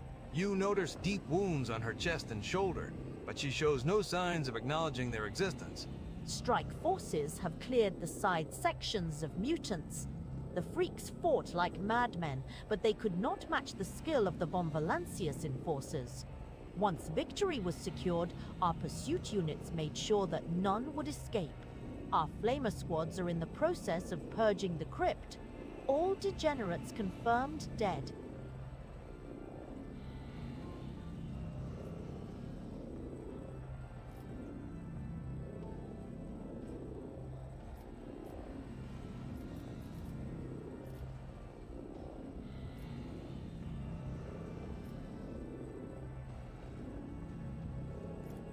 She bows her head respectfully, and her expression relaxes. She responds with a weak smile.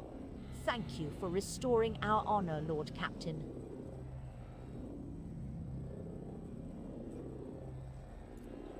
The accursed spawn have disrespected the spirits of the dead, but thankfully, they did not have enough time to wreak as much destruction as they could have. Many tombs were disturbed, but what is the most outrageous? Adalbert carefully presents you with a sapphire blue gemstone. They sought to despoil Lady Theodora's urn. After her ladyship's cremation, her ashes were made into this magnificent relic, an example of resilience and purity. One of the heretics dared to lay claim to it. Abelard stares at the gem with a crestfallen expression. His lip twitches as if he is struggling against a new wave of grief, or else enraged at the thought of someone so heinously violating Theodora's rest. He forces himself to look away without saying a word. The sight of the gem takes Idira's breath away. You catch her quiet whisper. She's beautiful. Even in death, she shines on.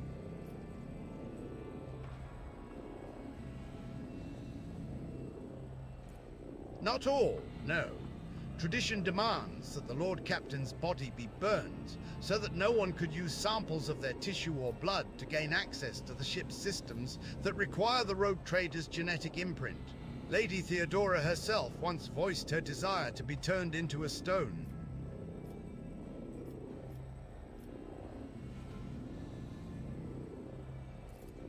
I will perform the ritual and pray in hopes of easing Lady Theodora's anger.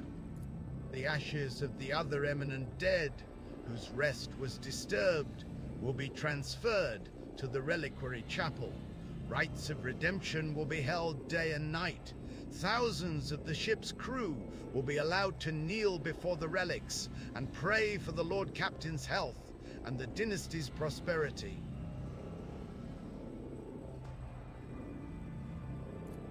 You shall perish in the cold void. Your heart shall beat its last under the light of uncaring stars. Your lungs shall become trees of ice within your chest. You will never receive the grace of the many-armed emperor. The old man calls curse after curse down upon you with spiteful satisfaction.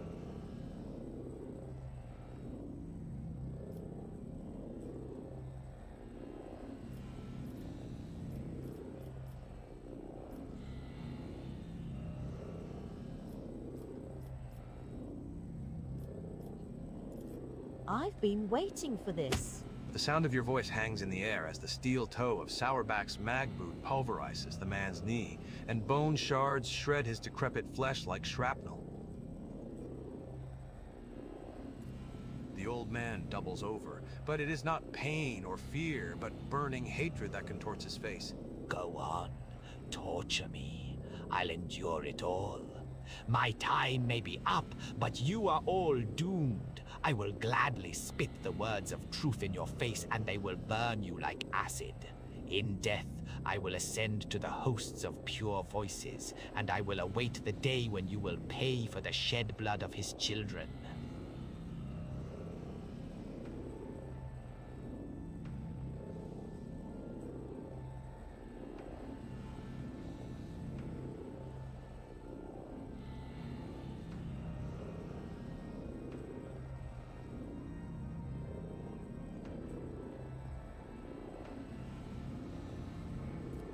The mutant erupts in wet, slurping laughter.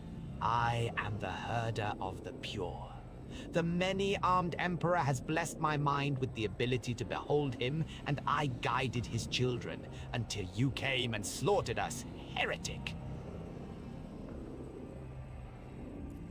Their loathsome tribe has spawned a sorcerer.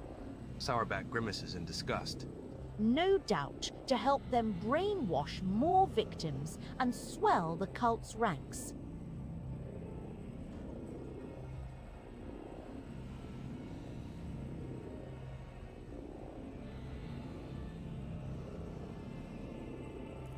His face becomes a gloating grimace. We are the pure. We are the congregation, children of the many-armed Emperor, the genetic perfection of existence. You will never understand. You are of inferior flesh. Your genes are woven from feebleness and misery. We are the new curve of the spiral. We are one, and thus we are strong. Pascal's visor flashes scarlet, growing brighter with every word. This statement is false. Only the true flesh is perfect. You are a scrap of ignorant meat, and this vaunted genetic perfection, which you are not, will be ground into nothing by the cobs of the Omnisia.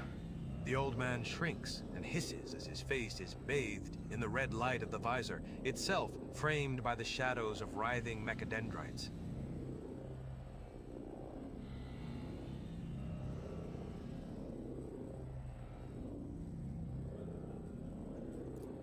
None wander in here. We were free to offer our prayers without fear of discovery, and the sight of dead heretics was pleasing. Trampling your bones was a righteous act. That is why I ordered the pure to sunder the walls of your bone vault and make this place a sanctuary for the congregation. He sneers. You glance at the gaping hole in the adamantine bulkhead. It is almost unbelievable that the mutants were able to make a hole like that. They would have required truly powerful industrial equipment, and not the kind that can be easily assembled or stolen. The true God who comes through the void to us, his devout children. The universe is an abyss of horrors, and only he can save us. But not you, vile heretics. You are all doomed.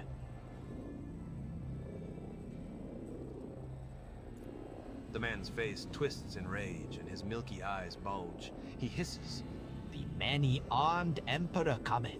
The true God shall avenge us, and when he does, I will laugh. His string of doom sayings is silenced by a kick from the Master-at-Arms. How may I serve the dynasty?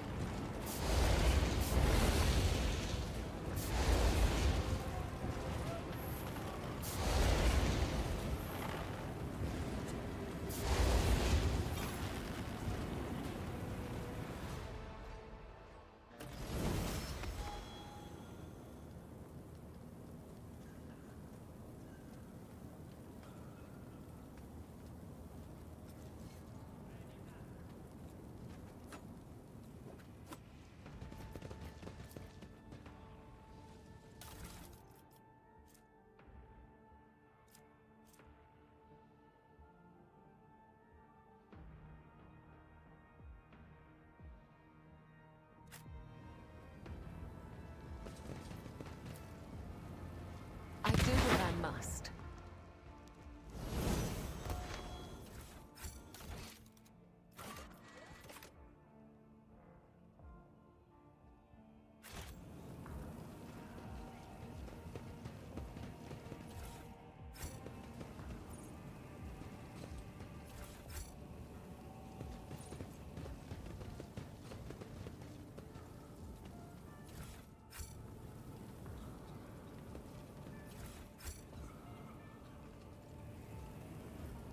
I always have a backup plan.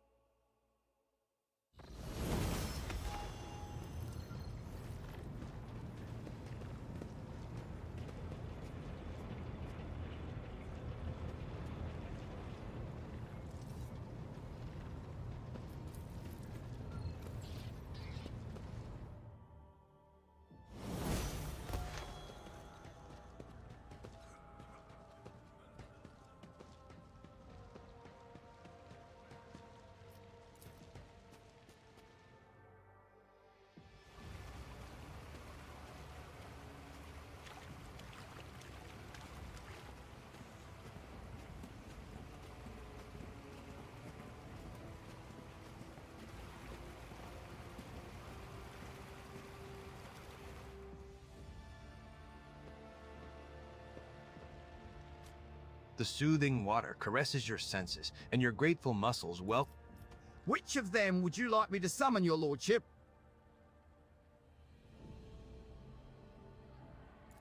At once.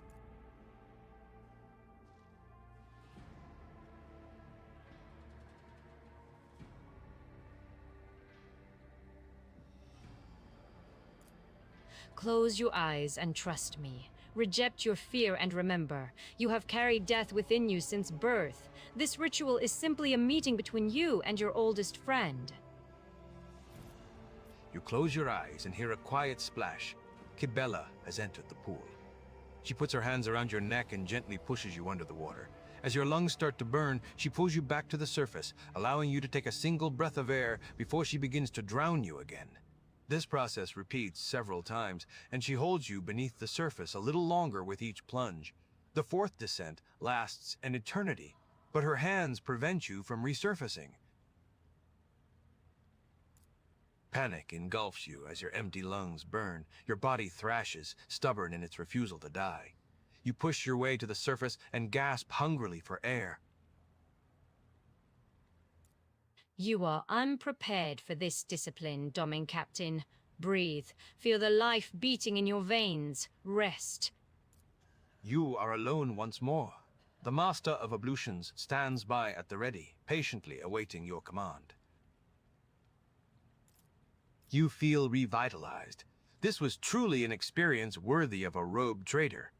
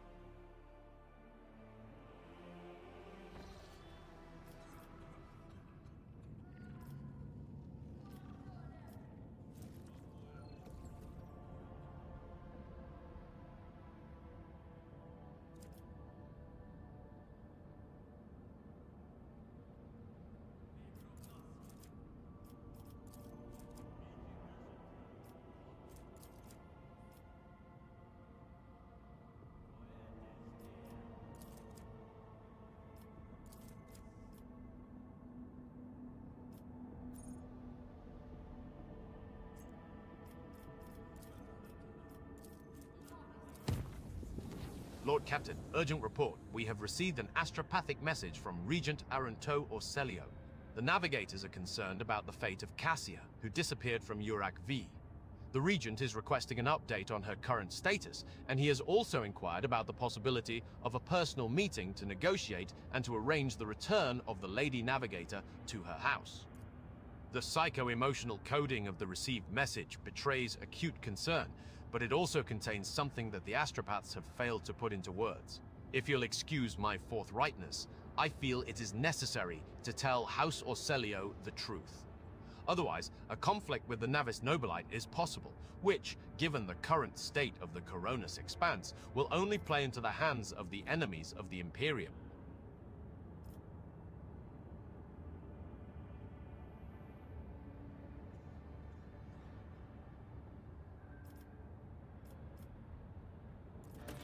I'll see to it, Lord Captain. The astropaths will transmit your consent. Representatives of House Orselio will be waiting for you on the capital world Dargonus. Receiving members of the Navis Nobilite is always a delicate matter. Please make sure to discuss the details of this meeting with your Chancellor upon arrival. You are in your chambers enjoying some long-awaited rest, when you are struck by a strange sensation, something at the level of animal instinct. The doors seem to be locked, and no one could have entered your chambers without your knowledge, and yet you are not alone.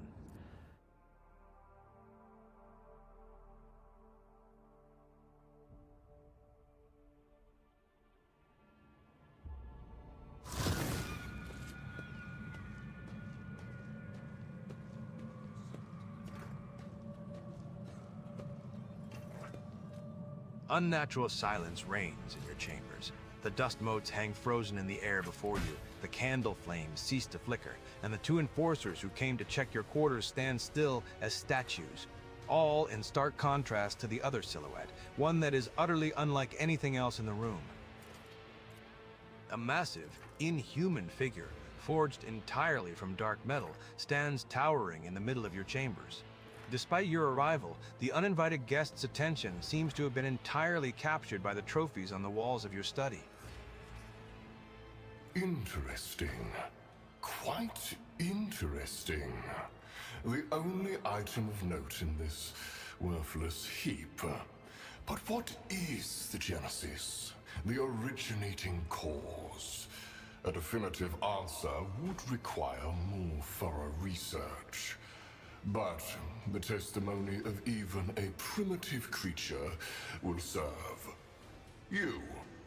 Where on the ship did this object come from? What do you know of its provenance? Human. I am addressing you in a language you ought to understand. Answer my question. A rudimentary space-time stasis. It eliminates the possibility of a pointless confrontation, which would be a waste of my time. Now, focus on my question. I have spoken plainly enough for you to understand the essence of my question. Perhaps I should speak more slowly. This is testament to how the ancient enemies of my kind were defeated at the hands of your primitive people. Do you know how this object came to be here and why it occupies a place of such honor?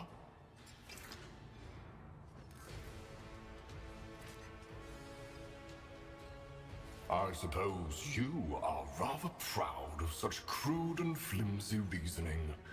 A lamentable sight to behold. I can see this is a dead end for further research.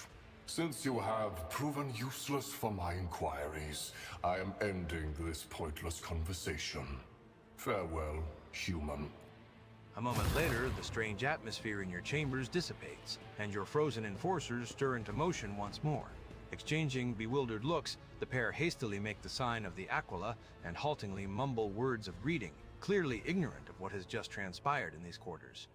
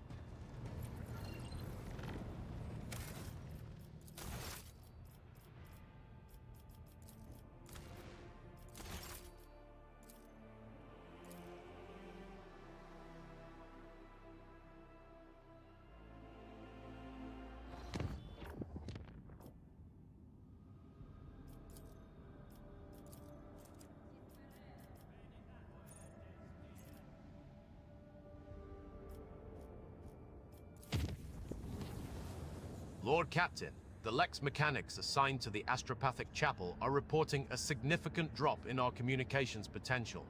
This may be a consequence of the telepathic ritual in which your lordship deigned to participate.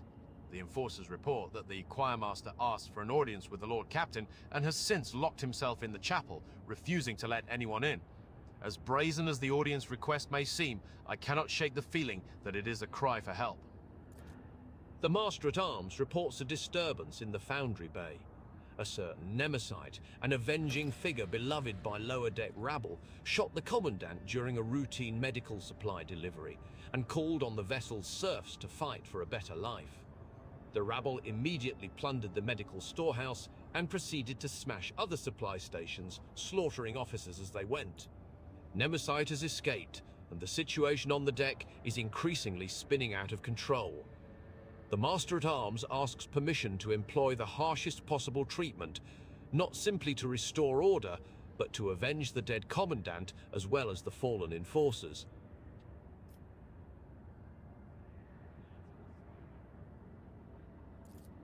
The unrest has subsided.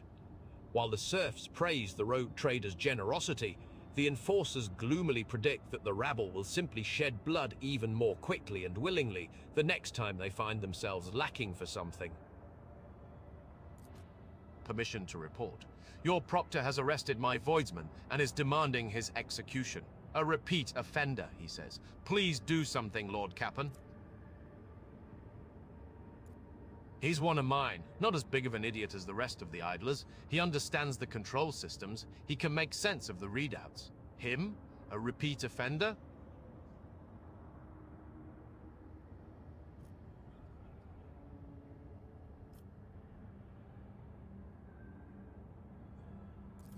Consider it done, Lord Captain.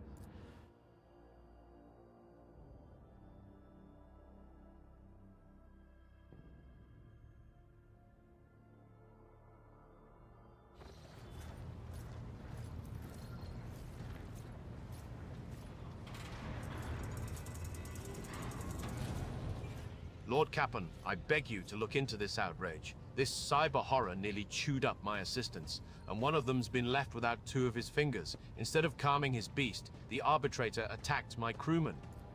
Solomorn waits for the end of the Master Helmsman's words and coolly turns to you. His crewman is a wanted man, rogue trader. He is accused of subverting sacred tithe shipments, smuggling, kidnapping the Imperium's subjects, and bribing officials.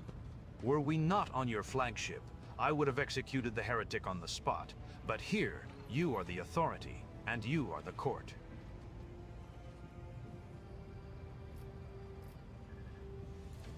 The bastard tried to run when he saw me. His fellow crew members hesitated and didn't make way for me. There was no time to find out if they were abetting the perpetrator or just panicking, so I had to use Glado for suppression purposes.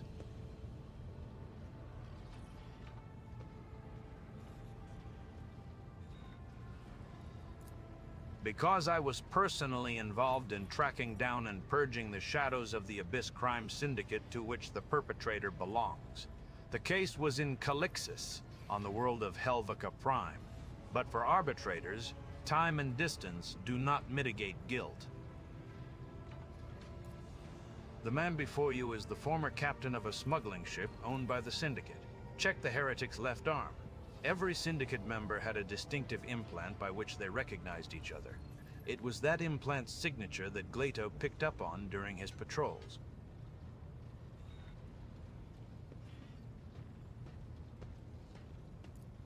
He was among the servants sent to you by Governor Medine.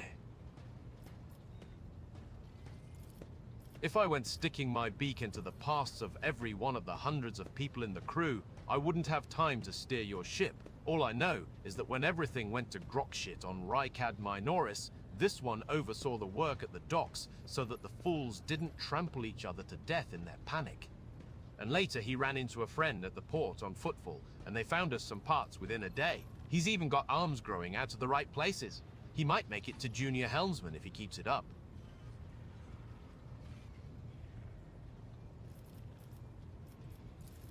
The long-haired voidsman flinches when you address him.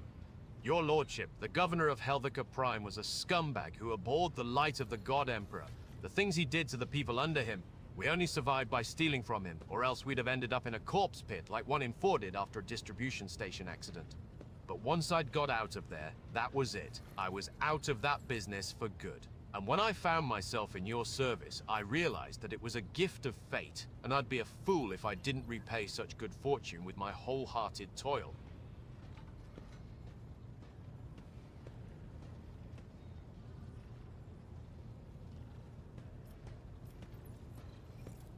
I await your orders, robe trader. The master helmsman shoots a look of naked dislike at Solomorn.